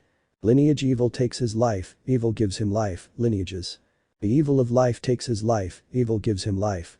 Evil takes his life. Inside the barrier. Sarutobi felt a chill run down his spine, and it wasn't from the use of the Reaper's death seal. The song was dark, even more so than before, something he knew, but this didn't matter. All it did was end Orochimaru and put the souls of the 1st and 2nd Hokage back in the other world once more. And so Sarutobi charged forward, using his 2 replicas to capture Undead Cage. Enma the Monkey King in his staff form was left upon the earth as the final soul pulling of war began. Orochimaru spat, leave me alone, you old bastard, don't you know that you are ideals and you mean nothing? You will die soon. Sarutobi laughed quietly and said, the funny thing about death is that everyone suffers, that's cruelty. Lords, beggars, genin, and cages. Your ninjutsu may allow you to stop the hand of death, but I'll make sure you never create a hand sign again. I may not have the strength to take your soul, but I can take your weapons. The Reaper stabilized this is the blade, the sole piece of Orochimaru's weapons well, in view of this is the slash. Sarutobi then shouted, do it now. The next thing Orochimaru felt was unbridled pain as his weapons began to wither. Sarutobi smiled with satisfaction as he said, the seal. The death arm drew the piece of soul into the seal, solidifying it, the same pattern as on Naruto's stomach. Orochimaru looked down and said, so, what a jutsu that was able to seal away Kyuubi. He felt the barrier drop and the pain in his withering weapons intensify. The Sound Four gathered around their leader and Kabuto arrived and said, "We have to go now, Suna has shrunk down on us and we're completely being destroyed." Seeing no other option, Orochimaru then said, "Fine, go, call for a retreat." The Sound Four nodded and the group left, except for a couple of chains to burst from the floor and they wrapped themselves around the red-headed girl, Taiya. She cursed loudly, as she always had, and even more so when she saw the group still without her. She then found herself surrounded by Konoha Anbu, and the last thing she saw was brown hair with a purple ribbon tied around it. Chapter 8. Chapter 8. The Burial, Hunt for One Sannin, Death of the Other. Naruto's Mindscape. Naruto had fallen asleep that night, the burial for those who had died in the invasion game scheduled for the following morning. He recalled some of the things that had happened afterward. The red-haired girl, Taiya, her name was taken into his custody after the family managed to convince her to stay. The entire house remained quiet as the villagers, or at least the more ignorant ones, mourned Naruto's passing. Those who hadn't slowed down the march were left in a painful state. Naruto opened his eyes and saw that he was standing on a platform above what resembled Mount Olympus. He saw Kratos gazing out into the storm and he slowly approached the fallen god. Kratos closed his icy eyes and said, "The pain of losing someone close to you is difficult, isn't it?" Naruto nodded and said, "Yes, and while I wish for that bastard serpent to be dead, I will not allow myself to be consumed by vengeance. I have seen an example of what this makes a man." Kratos nodded and said, "Yes, I am still guilty. I ruined lives, cities, and even this world, all for the sake of killing Zeus. And it wasn't until the end that I realized what a fool I was." He then trampled over a spear and shield that sat on a pedestal. He then said, "These were the same weapons I once used during my time as a Spartan general. And now, I hope to pass them on to you. As a Spartan must have a shield and a spear." Naruto scolded the weapons. The shield with a leather covering its outer edge, the spear with a leather grip. He tested them by swinging the spear at a pillar, only for the pillar to be destroyed and the spear to return to his hand shortly after. He had a dark smile and said, "Excellent, such a magnificent weapon." Naruto felt Kratos touch his shoulder and heard, "Just remember, don't let yourself be consumed by vengeance, or you'll never escape the darkness." Naruto nodded and vanished. Kratos looked back out into the storm, similar to when he had thrown the world into chaos. He thought, "If only I learned that lesson long ago. My mother, my brother, my wife, my child, Pandora, I hope you can forgive me, even though I don't deserve it." Namikaze state Naruto's space. Naruto opened his eyes and saw a red clot in his vision. Haku walked in and said, "This is a good thing you're awake, Naruto-sama, as the burial is in about 2 hours." She silently left the space and Naruto looked down, moving his red hair aside to see that it was Kushina. She hugged him close, still in her sleep. She mumbled in her sleep and he heard, "Ah, Naruto-kun, I love you." Naruto had a dark blush on his face and he calmly shook her awake, her eyes fluttering open. She saw him in her vision and while she still thought she was dreaming, she pulled his head down and kissed him on the lips. His eyes widened as he felt her tongue enter and without thought, he pressed her closer, instinct overcoming reason. They soon separated for air, Kushina now fully awake. She realized what had just happened and said, "Ah, I'm sorry, I was just." Naruto placed a finger on her lips and said, "No need. As much as this may hurt to say, but I can't see you as a mother. I've tried, but it just can't be that way." Kushina looked down and Naruto said, "But that doesn't mean we can't be friends, and judging by that kiss, you want something more, yes?" Kushina could only nod, too afraid to say anything. Naruto kissed her cheek and said, "We'll talk more about this later, but for now, we must attend a funeral." Kushina looked down, remembering that bit. Hokage Mansion. A ninja and villagers gathered on the rooftop. Each was in attendance, dressed in ceremonial black. Naruto and the others were a little late to arrive, the elders and civilians glaring angrily at Naruto in particular. He paid them no mind, as a group of replicants in Spartan armor marched around the rooftop of the building. They wielded a shield and spear and while in formation, saluted the coffin before the crowd. Danzo stood before the coffin and said, "Today, we honor the memory of the men and women who died in the invasion that occurred. No loss we suffered was as great as the loss of Hiruzen Sarutobi. He was a father, a teacher, and a man of honor. Though he may have fallen, his memory lives on." Naruto stood close to the coffin, the villagers holding their breath. They were surprised to see Naruto kneel on one knee, make a sign that resembled a cross, and they heard, "Ad inam Patris, Espiritu Sancti." His voice was different, older. He slowly rose, his eyes turning black, the reproduction standing firm. He raised his hand and took a bottle of wine, which he brought to his head. He looked into the crowd and saw Sasuke hiding. He had a dark, satisfied smile on his face. Danzo stood by and said, "Even in such dark times, we must have a cage." The elders and I alone will determine such a thing. The service ended after everyone placed white flowers beside the coffin. Naruto did something different. He placed a small shield inside the coffin, the kanji for god of fire burned into it. The replicas gave a final bow, then dispersed. The couple's days later. Naruto found Danzo, who said, "Naruto-kun, as you know, we need a new Hokage. While I myself would like to take the position, I cannot, as I am no better than Sarutobi was.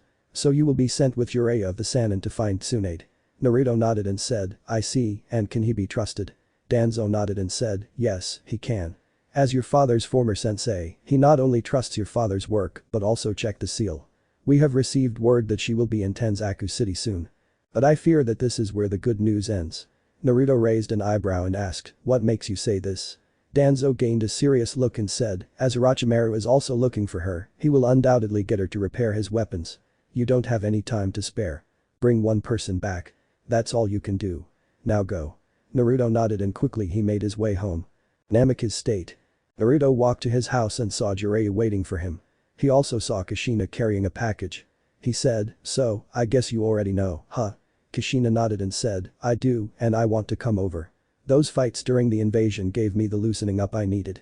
Besides, I have a few things to say to Tsunade, just like I did to this pervert." She pointed at Jiraiya, who muttered, "Disrespectful brats."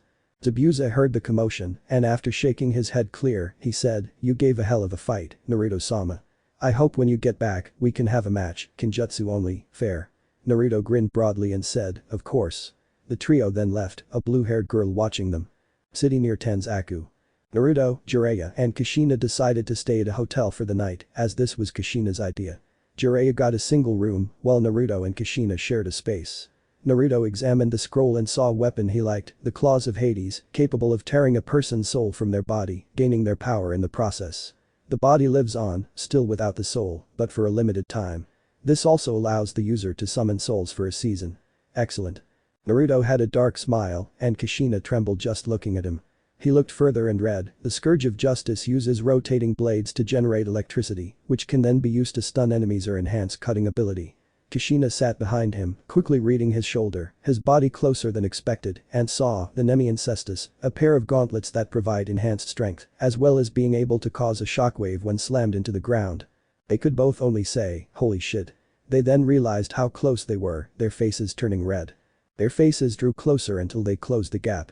Kushina and Naruto slowly kissed at first, then things began to heat up. Moving her head to the side, Kushina leaned in.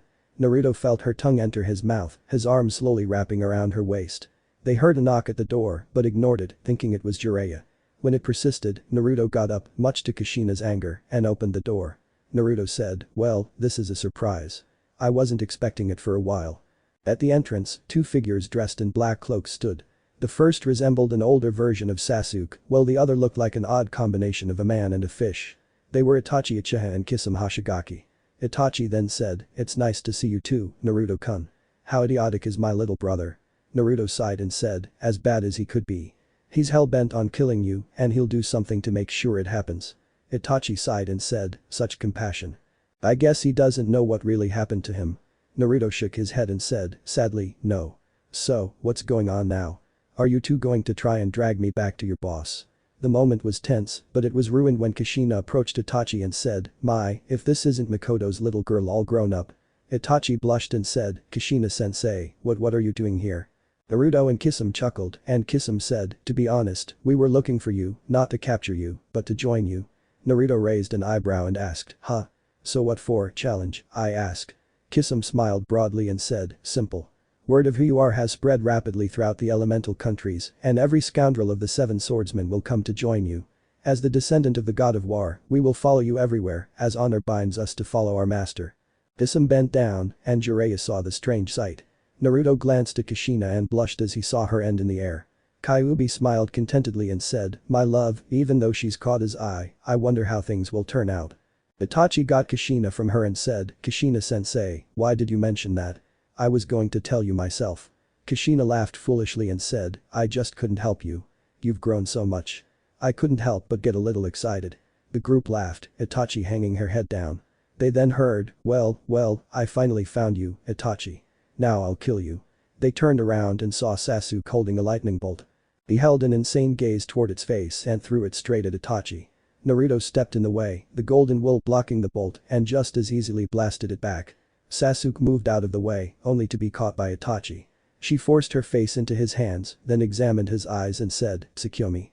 She dropped Sasuke, his body not moving, his mind assaulted by memories of killing. Naruto whistled and said, "Well, that was cool of you. Though he's been a thorn in my side for far too long." Itachi raised an eyebrow and asked, "What do you mean?"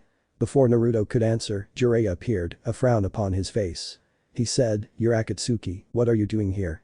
Itachi maintained a calm demeanor and said, "We're not Akatsuki anymore. 2 others and I have left the organization." Jiraiya was surprised and asked, "Ah? So why are you still carrying on about that, and more importantly, who else has abandoned ship?" Itachi blushed and said, "Well, frankly, I don't exactly get a chance to get the new clothes, so I'm going to pay the debt." Kisame grunted and said, "Just like the cloak, I was hoping to get a new one, then throw this thing away." Jiraiya stood his ground and said, "But you haven't answered who else is leaving." Itachi regained his composure and said, "One of them you already know, Jiraiya-sama, since you trained her. The other, well, he attacked your village just a moment ago." Jiraiya felt a light bulb go off and said, "So, Konan and Orochimaru." Itachi nodded and said, "Yes, Konan will find us soon, then the 3 of us will kill Orochimaru while he's weakened." Naruto clapped his hands, and when attention was turned to him, he said, "Given the consideration we were having about our way down that mud, perhaps it would be best if we worked together on this." Itachi nodded, and Kisame smiled broadly. They soon found out, dynamic, the entrance. A kunai flew behind Jiraiya, and when he turned, he got a sandal to the face, courtesy of Guy. Guy looked where Itachi was and said, "So, you tracked Naruto down here, and you won't have him." Itachi sighed and said, "Unfortunate, but despite what you think, we shouldn't harm him here, but help him." Naruto slapped Guy, who looked like his brain was shut. Naruto then said, "Take Sasuke back to the village and keep him calm as he was a Class S criminal. Chakra fists, that's what works. I don't want him to even move his big toe." Guy gave a confused look and asked, "What exactly did he do?" Naruto walked away, glancing back only to say, "He tried to kill an innocent person in cold blood." Guy turned serious, tying Sasuke up with a ninja rope and instantly hurrying back to the Leaf Village. Naruto sighed and said, "Alright now, shall we get going?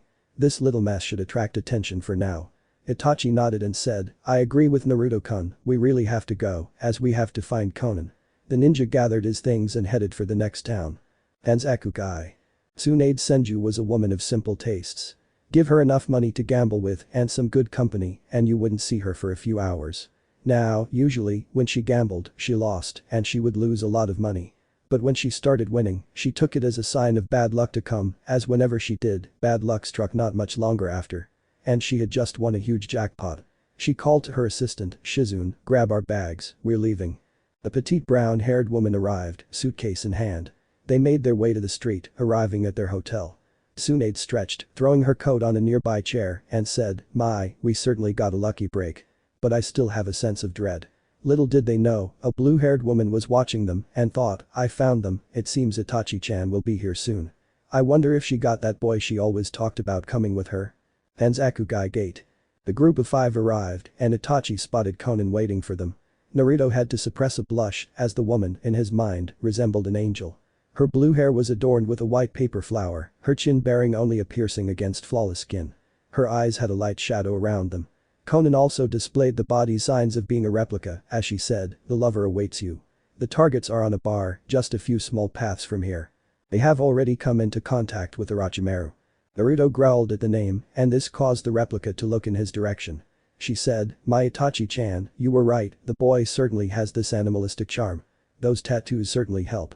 The replica disappeared in a swirl of paper, leaving Kushina to giggle foolishly, Itachi to look embarrassed, and Naruto to blush, while Jiraiya and Kisame laughed. Itachi quickly regained his composure and said, "Come on, let's keep going." Naruto walked ahead, Jiraiya hurrying ahead to see Tsunade.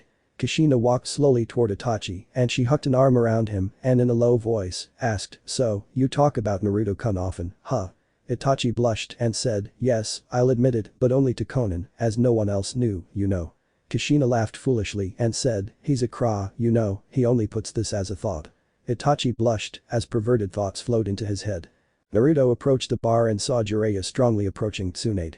He approached from behind the perverted Sannin, slapped him on the top of the head with his hand and said, "You idiot, think for a second. If Orochimaru is in the area, is it really nice of you to be talking so loudly? Frankly." Tsunade laughed quietly, the blush on her cheeks gone, and said, "Who is Jiraiya, kid? There's no way he's his apprentice if he actually had the brains to mention this." Naruto gave an impassive look and said, "You might say I was given the same mission as him."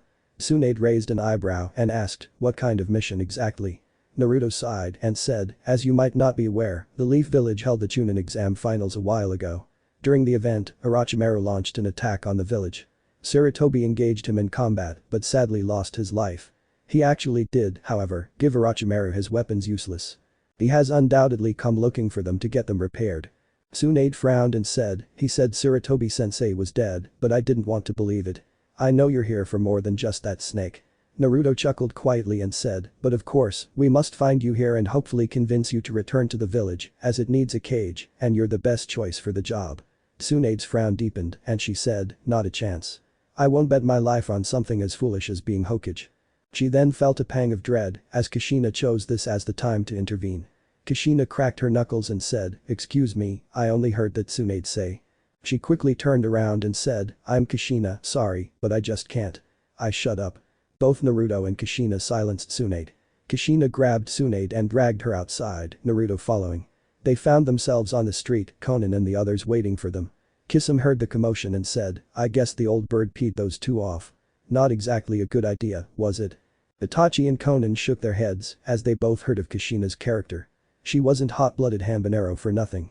Tsunade stood up and said, "Very well, if you want to fight this badly, you'll make a bet on it. If you two can't take me down, then I won't return to the blade, but if you do, I'll gladly join you." Kushina slashed her throat and Naruto drew two enormous gauntlets from her scroll.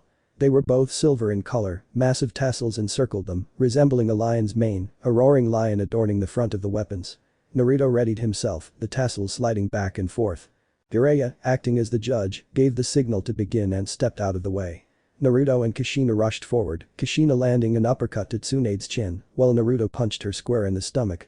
He threw a fist forward, the lion's head attached to a chain. This grabbed Tsunade's ankle and this is the jaw, and with a pull, she was pulled away, and both Naruto and Kushina gave a drill directly to the gut, causing a crater in the ground. Kisum spoke for everyone when he said, "Holy shit, don't remind me to never pee on them." Everyone else just nodded silently, and they watched Naruto fire his weapons and pick up Tsunade. Jiraiya was still impressed by the fight, but he prayed to the god when he saw Naruto slap Tsunade awake and say, "You still moderate, you old bat." She woke up and saw that she had been hit and said, "Damn, this is the last time I made a drunken bet." Jiraiya chuckled and said, "You said the same thing after three of us played a game of strip poker." Tsunade blushed with embarrassment as she remembered this. This was the night they found out that Orochimaru wasn't into women. Kushina hugged Naruto and said, "That felt good. I haven't had that much fun in a while." Konan laughed quietly and after running into them both said, "You two fight well together. Most people could attest to lovers fighting together." They both blushed, making the girls giggle. Naruto blushed as Konan took a step a little closer and he asked, "There's something I have to ask. Why did you leave the Akatsuki?" Konan, Itachi and Kisum looked down at the ground and Konan replied, "I joined because my close friend sought peace and the organization was the means to that end. But something about him has changed. I saw him and another member, Toby, addressing a man with a white beard, wearing golden shin guards. I never learned his name. They spoke of ending this era and creating something called Olympus." Naruto frowned and said, "Zeus, that bastard. He wants not only to kill me but to reclaim his empire. I shouldn't be surprised." Konan raised an eyebrow and asked, "What do you mean?" Naruto sighed and said, "Zeus was a god from the old days, before the world was remade for the first time. He was the king of the gods, and he supposedly killed my ancestor countless times. If he's here now, he must be using Akatsuki to carry out his plans, among other things. People." Itachi hugged Naruto and said, "If that's the case, then we'll help you stop him." Kisum smiled broadly and said, "Tell me in. I never liked the Akatsuki anyway." Konan laughed and said, "Tell me in too. I want to be there when the god of war rises again." Kushina felt pride swell in her chest and Jiraiya smiled contentedly and said, "That's a pretty good conversation for now. We have a snake to deal with." Naruto grinned broadly and said, "Well, because I have a plan to finish him off once and for all." Each shared his smile. This snake wouldn't know what to do with him. 2 days later. Orochimaru and Kabuto waited in the alley where they had run into Tsunade earlier. A loud slashing sound cut through them and all they saw was darkness that enveloped their vision. From the darkness, they learned, "Well now, it seems we've found each other again." "How? Orochimaru. So good you've bought yourself some time for us. There seems to be a lot of resentment between us." Ah, the memories, they are truly overwhelming. Though see, first, you gave those bastards on the council the very medicine that kept my dear mother away from me for 15 years. Which, of course, you tortured poor Anko-chan with that cursed seal of yours. You have destroyed countless lives, and for what? 3 years of avoiding death. Pathetic. Ah, I seem to be forgetting something. Of course, you murdered your own sensei. He is dead because of you. His family grieves because of you, but don't worry. I'll be sure to bring your head to them on a pike. And I'll start by finishing what Sarutobi couldn't. You may have lasted longer, but you, the soul of R, is the mine. The darkness faded, only for Orochimaru and Kabuto to see Naruto swinging what looked like hooks onto them, their bodies held by sharks or paper. They felt the hooks close, and they felt something being pulled in, and to their horror, this was their souls. They tried to break free, but their chakra was being drained, Kisame holding Samahade against them. They watched as their souls were ripped from them and thrown into Naruto, their chakra rebellion. Naruto then stepped forward, and using his weapons, pierced a hole through their chests, and ripped their hearts from their bodies, their faces a mask of horror and pain. Naruto drew the blades of exile, and sliced off their heads cleanly. Sticking them onto a pike, he raised them in the air, as a memory assaulted his mind. Saladin's forces are advancing, we have them hurrying. Dante, you can hear me, we have taken the city. Chapter 9. Chapter 9. The Return, a surprising Q mission. The next day. Naruto realized with a burning headache as memories that belonged not to Kratos or him began to creep into his mind. He saw the man in white armor facing hordes of demons, some with fire, and he smashed them back with what looked like a cross. He saw the others of a man in red, a hood covering most of his face, wielding a sword that made Zabuza look like a simple knife. He saw the man travel across a broken world, killing demons of different sizes. Naruto's thoughts were interrupted as Shizune, Tsunade's apprentice, appeared and said, "This is a good thing you're getting up. You had everyone worried." Naruto yawned and said, "What happened?" Shizune laughed foolishly and said, "You put your heads on a pike as you said you did, and then you passed out. You've been out for a couple of days, but now that you're awake, we can start heading back to the village. Tsunade-sama is still a little crazy about how you and Kushina-san beat her so easily. She blames it on the drinking." Naruto shook his head and said, "It doesn't matter now. We made a bet, and now she has to stick with it." Shizune laughed foolishly and said, "You were right about this one. And I made sure never to let you forget it." Naruto spotted Itachi and Konan's ride, both missing their Akatsuki cloaks. Itachi was still wearing what she had on, consisting of a black shirt over a fishnet undershirt, black Anbu pants, and his old ninja belt slung across his back. Konan, on the other hand, certainly drew some attention, as she wore a black shirt that had no back or shoulders, showing off her smooth skin, allowing a bit of her breasts to be seen from a side view, a zipper running down the front, the top of the shirt serving as a collar. This left her stomach bare, with what looked like piercings around her navel. She had black hip-hugger pants and classic kunoichi heels. Her amber eyes still had a bit of shadow. Naruto looked like a deer in lanterns, and Konan giggled foolishly and said, "Hey, do you like what you see?" Naruto had a slight nosebleed on his face, and this worsened when Kyuubi said, "She's looking for a grape, I bet those hips are big for carrying equipment." The girls giggled foolishly as they watched him faint, and Tsunade and Kushina, hearing the commotion, asked, "What's next?" Tsunade had a ticking sign above her head at the side of his nosebleed, but Kushina said, Kyuubi-chan must have said something to him, and Konan, it must have been about you." Konan felt her face flush, as she hadn't expected Kyuubi to be not only feminine, but from the sound of it, a bit of a pervert. She then thought, what did she say about me that made him faint? Time skipped 2 days later, Konoha Gate. The group made their way back to the Leaf Village, using Jiraiya's toads to help them along the way. They soon reached the gate, Itachi feeling a sense of dread, while Kisame let one eye wander. Tsunade and Shizune felt bad memories beginning to surface, while Kushina felt a chill run down her spine. Even Jiraiya felt some fear, and his feelings were tested as they saw a crowd of civilians, with Sasuke and Sakuya at the forefront. Naruto and Tsunade jumped down, and Tsunade asked, "What the hell are you doing? Do you know who you have your weapons raised against?" Sasuke smiled smugly and said, "Yes, I know. These people want to be rid of the demon that lives in our village." He then raised a sword at Naruto, a Jan, the straight double-edged sword, the Kusanagi being an example, known as the Sword of the Night, his smug smile never fading as he left. Naruto drew Masamune, the sword covered in black chakra, just before an Anbu squad arrived, separating the two groups.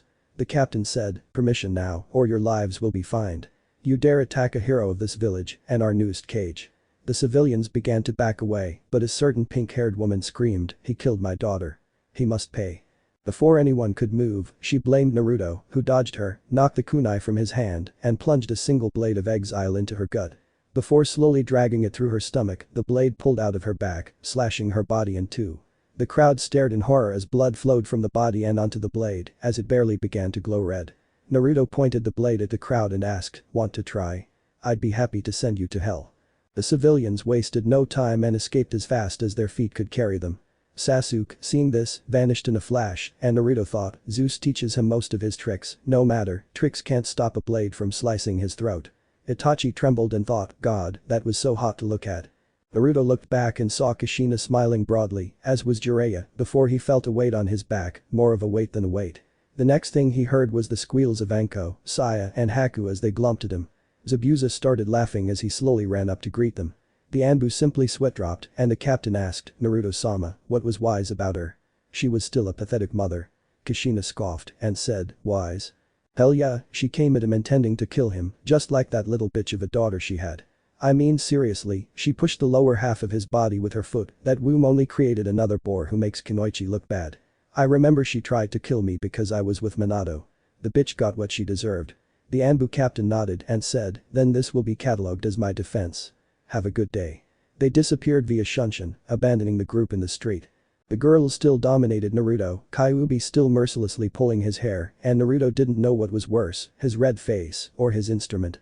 He really didn't want to think too hard about it, not after he felt Saya grab his ass. Time skip 2 days later. Tsunade's coronation as Hokage should have gone more smoothly. The announcement was met with outrage as civilians tried to get the hat placed on Sasuke's head, only to be stopped when Naruto brought a rock onto the stage, a very large rock, and they saw Tsunade wipe it off with a swift flick of her finger, asking, this is going to be the next idiot who tries anything, got it? Tsunade, attending the ceremony, walked off, complaining, in her own words, this smells like total shit. But the trouble didn't end there, as civilians tried to have Naruto executed for the murder of Sakura Haruno, but with testimony from both Tsunade herself and the Anbu present, the charges were dropped, though a sword to their necks wouldn't have hurt. Tsunade herself now sat in her office, surrounded by shadowy figures tending to administrative work. She was about to take a sip of coffee when a shadowy figure flicked a waft past her. She saw the seal on it and quickly tore it open. As she finished, her eyes widened and she shouted, get me Naruto Namikaze now. Namikaze being. Naruto and Kushina were in the courtyard, Naruto using the blade of Artemis, while Kushina used her personal katana. Saya, Itachi, and Haku watched in amazement as Naruto swung the large blade like it was a stick. The family and Teiya soon walked into the courtyard and Teiya saw Naruto swing his sword and slice a tree straight in half. She said, holy crap, I'm glad I'm on your side. She felt a hand slap her on the butt and the family said, no swearing, Teiya-chan, you know better than this. Teiya was beet red, her hair looking pale compared to the blush she had. She then said, not in front of them, geez. They heard the sounds of the metal stop crashing as they saw each other looking at them. Before another word could be said, female Anbu shunshined into the courtyard and said, Naruto-sama, you are needed in Lady Tsunade's office. She has an important mission for you. Naruto turned serious and disappeared, the girls sighing as they really didn't want to see him leave. Tsunade's office. Naruto stood in his office, his face like a deer in a lantern, and said, would you mind handling this for me again? Tsunade's eye rolled and she said, that's exactly what I said, I'm placing you on a list of utmost importance. The Amazonian village faces the threat of attack by Iowa. Being on the border of the land of Earth doesn't help matters. You're the best we have. Naruto cultivated a ticking sign and said, last I checked, that place isn't literally the land of any man, hell even that pervert wouldn't go near it. They'd be more inclined to cut my junk than let me walk out the front door, let alone help them. Or have you forgotten that little detail? Tsunade smiled with satisfaction and said, actually, I don't have one, but the queen herself requested it, so I must have something to do with your new title. Naruto sighed. He wondered when something like this would happen. Hell, he expected religious fanatics first. Somewhere in the Akatsuki base. Haiden, the most religious of the group, sneezed, causing his companion Kakuzu to lose count of his money. You son of a bitch. It took me 3 hours to count this far. I'm going to kill you. Haiden raised his scythe and said, bring it to me, you greedy asshole. I'd like to send you to Lord Jashin. Pain, who was looking for Conan, saw the duo begin to fight and thought, what the buck happened to this organization? Tsunade's office. Naruto shook his head and said, fine, but if I get my junk cut, Anko will surely talk to you. Tsunade's eye rolled and she said, just get the brat mobile, we don't have any time for you gripping. I'll let them know you continue. Naruto scoffed but headed for the west gate, entering in the direction of the Amazon village. He thought, I don't have a good feeling about any of this. Shortly after he left, Anko paced the office with a frown on her face. She said, where's Naruto-kun? Did you give him a mission? Tsunade sighed and said, I did. They asked him to help the Amazonian people with their problem in Iowa. Anko paled and said, "Are you serious? Those chicks will kill him before he even has a chance to speak. Not even Kuranai is as anti-male as they are." Tsunade got a bad feeling and quickly smashed some bottles of good stuff. Amazon forest. Naruto leaped through the trees, waiting for this at least mentioned queen he was about to arrive. He heard the sound of something slicing through the air and jumped, glancing back only to see an arrow, but his eyes widened as he saw the tip was ablaze. He had only one thought, oh crap. He heard arrows soaring again, but this time, he drew his Spartan weapons, using his shield to block them. The arrows flew harmlessly against the shield, as if he thought, please tell me the queen I was supposed to be coming. In the distance, he heard something like, they come out of their shield mast foam. I don't care if the queen asks you to, I'll kill you before you take another step closer. Naruto frowned and looked for the archer and saw her standing on a branch. She was holding what looked like a bow made of vine, or rather wood, and she wore a brown vest with red trim and cuffs, with what looked like a small brown shirt underneath, and she wore a skirt similar to a Spartan's. Her hair was a pale gray color, and to his astonishment, she had blood-red eyes. Amazon's the archer, she had an arrow knocked before they could hear, stop this madness right now, sister. The queen ordered us to take him to the village, not kill him. Naruto watched the girl lower her bow and gaze at the newcomer. The new girl, if they could still call her that, wore a white skirt and hood, a headdress that held him in place. She had several gold bracelets on her arms and legs, and feathers scattered across various parts of her clothing. What really caught his attention, besides her figure, was the sword she held in her hand, a straight double-edged sword, similar to a Jan. Amazon Paladin, the first girl gazed at the other and then said, but sister, why would the queen allow this male scum? We Amazons always kept our distance from such filthy pigs. Naruto stepped out of the shield and said, hey. I take offense at this. Just because your stripes must have had some kind of trouble in the past doesn't give you the right to start shooting. The second girl jumped down and with a slight bow said, please forgive me, Artemis, that's what you were taught by the oldest generation. Our queen, though a little young herself, hopes to part ways with our older, more antiquated ways. But that's not why you were summoned here. Naruto nodded and said, I heard, it seems Iwa is going to attack this village, so I must help here. The first girl, Artemis, scoffed and said, we don't want your male froth of help. The second woman glared angrily at Artemis and said, you're right, we don't want it, we need it. Artemis cultivated the red beet and said, to Aphrodite closed. If this increased me, he still wouldn't be here. Aphrodite frowned and said, fine, we'll take it back, like it or not. Artemis kept her mouth shut, though she tried to melt it with a flash, and Naruto heard Kyuubi say, my team, I've heard tales of Amazons, but it seems this queen is trying to break tradition to gain your aid. I have to say though, that arrow girl is sure to look good, and that other girl, I wonder what trouble is coming for her. Naruto blushed at teasing Kyuubi as she filled his head with pervy thoughts of the two women before them. Stop. If they think I have dirty thoughts, they'll cut my junk. Kyuubi was calm after this. They blindfolded Naruto, ensuring he wouldn't tell anyone about the village's position, and when they took him off, he was at the gate, as the village was the simplest definition of the word. The houses were huts, wood tied together and thatched with straw. He noticed the women all had dark looks on their faces, and he thought, damn, another village that wants me dead because of something I can't help with, just great. He heard Kyuubi purring in his mind, and luckily he kept quiet, and he saw that they were standing in front of the largest hut in the village. Surely this is where the queen is. Artemis glared angrily at Naruto for a second and said, be grateful, and you had better show respect to our queen. I don't mind if you're our guest. Naruto nodded and went inside and saw a light descend on a pitched roof and saw the queen he'd heard so much about. She sat upon a white throne, supported by a pair of her guards. She maintained a relaxed posture, her head bowing to one arm, while her other arm held a gigantic slab of blade by the hilt. Her feet were covered in ribbon up to her ankles and slightly over her shins, which were further covered in shin guards. She wore a tattered skirt over the wraps that covered her lower body, and she wore a decorated bra. The dots added a pleasing touch. She wore a necklace. The only other thing she had on was a patch of a skull over her right eye, her left eye painted red around it. Amazon Queen. Naruto was forced to one knee by Artemis, an arrow lodged in his back, forcing him to resist. The queen then said, my name is Hera, as you may have noticed. Yes, my sisters and I were named after various goddesses, most of whom we took after. Though thankfully, I'm not some drunken idiot. Naruto chuckled slyly. Artemis, let him go, now. Artemis looked at Hera and said, but my queen, she was cut off, as Hera said, quite right, I asked him to come here. We need his help, as he is or isn't. Artemis took her bow from her back, allowing him to stand. After brushing himself off, Hera said, we have a problem. As you know, Iwa ninja are planning to attack us. Luckily, it's not the entire village, just a few of their rogue ninja. A couple of our scouts managed to overhear their plan and return. It seems the fools will try to attack us and make us their slaves. Sadly, they're mostly Jonin and Chunin, 5 to 10 of them at most, even though they brought 80 mercenaries with them. That's why we need you. Will you help us? Naruto's eyes turned yellow, and his red tattoos glowed red, and he simply asked, when can we expect them? Hera smiled contentedly and said, they will attack tomorrow morning. I am confident you will succeed. I will send some of our forces to assist you. Until then, get some sleep. You will need it. Naruto bent down and silently left the space. Later that night, Naruto sat before the fire that was blazing in the middle of the village, as he wasn't allowed near the huts. He thought, I thought I was going to die going near this place, and yet, only 2 of all the girls I met here don't want to kill me.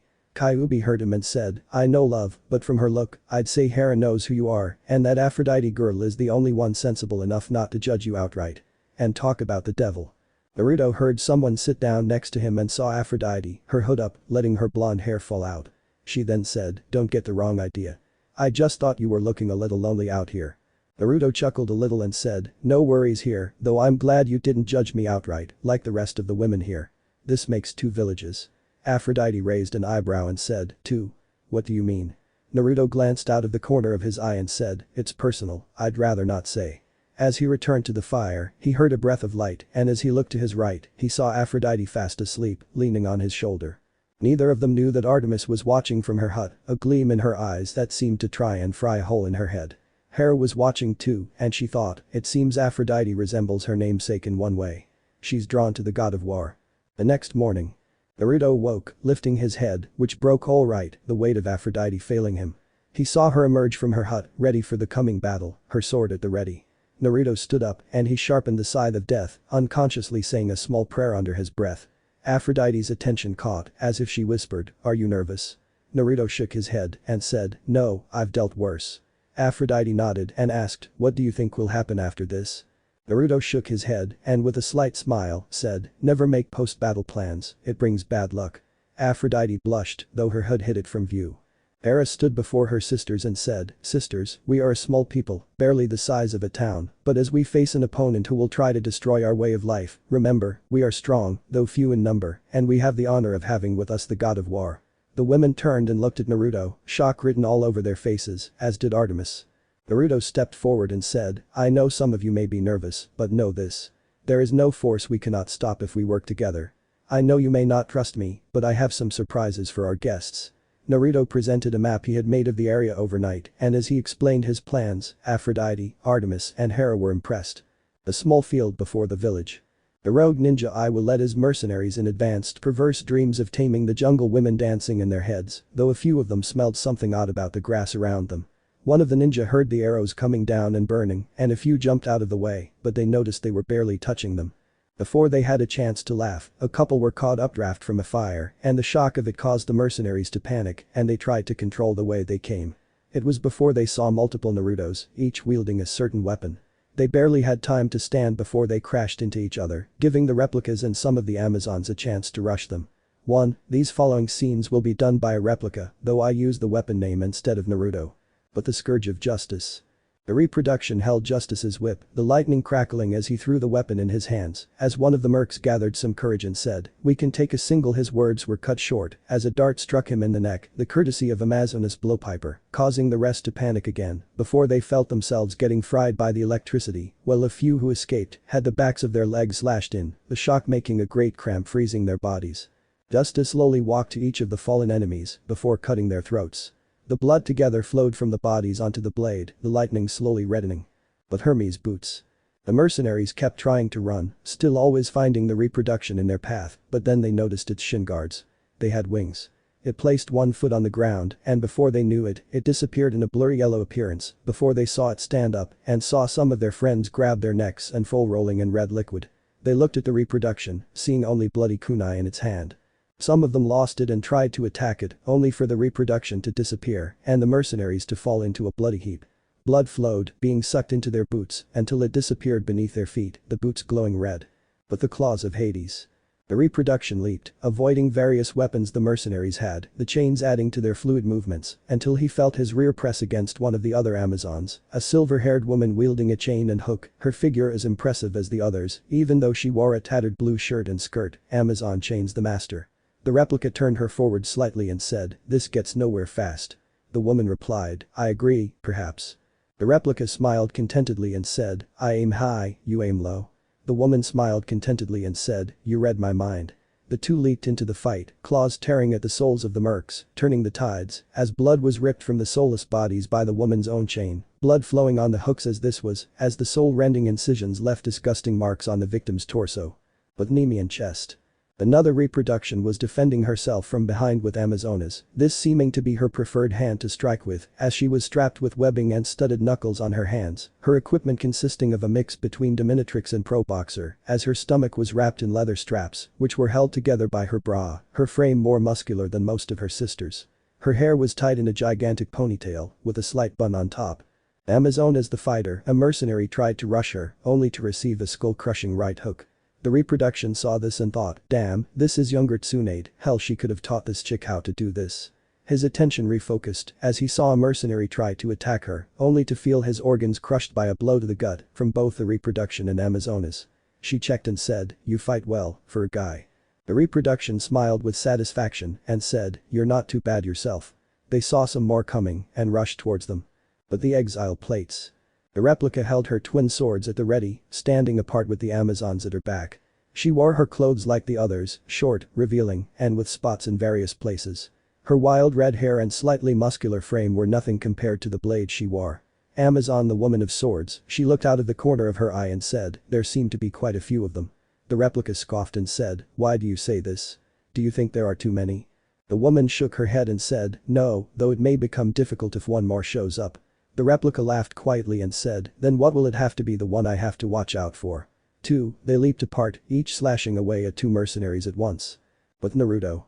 The sight of their reproductions takes the mercenary out of the problem. He turned on one of the ninja who was left behind as the Chunin fell for the trap, abandoning only two jonin. Aphrodite charged in on one, while Naruto, wielding the scythe of death, attacked the other. As the ninja said, "Why are you helping them? If you help us, we'll give you a cut, some gold, some of the women."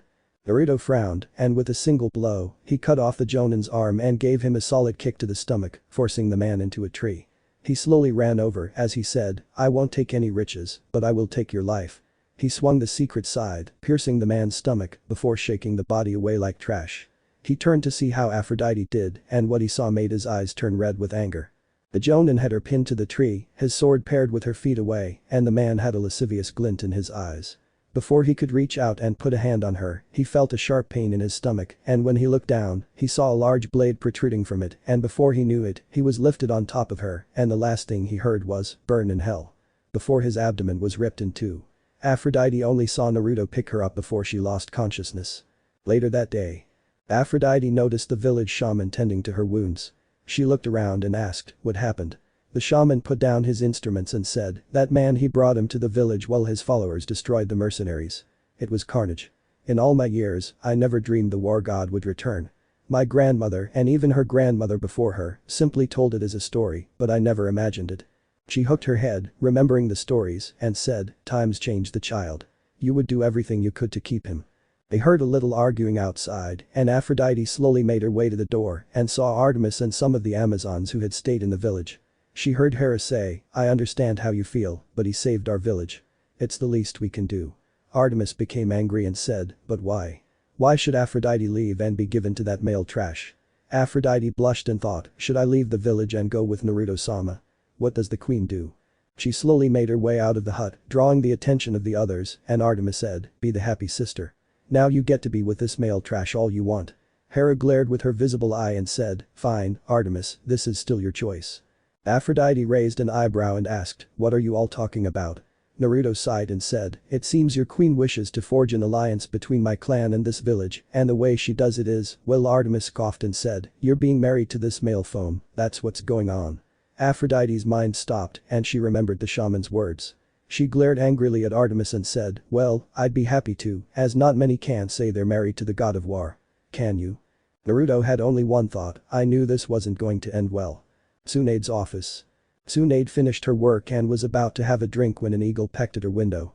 She opened the window and saw the eagle's legs sticking out, showing it had a message. She opened the scroll, read the message, and thought, why am I not surprised? That kid's going to give me gray hair one of these days. Let me know in the comments below if you guys want the next part. Also check out my other video that has been shown and left. Thank you for watching. If you enjoyed this video please like and share this video. And have a fantastic day. Bye.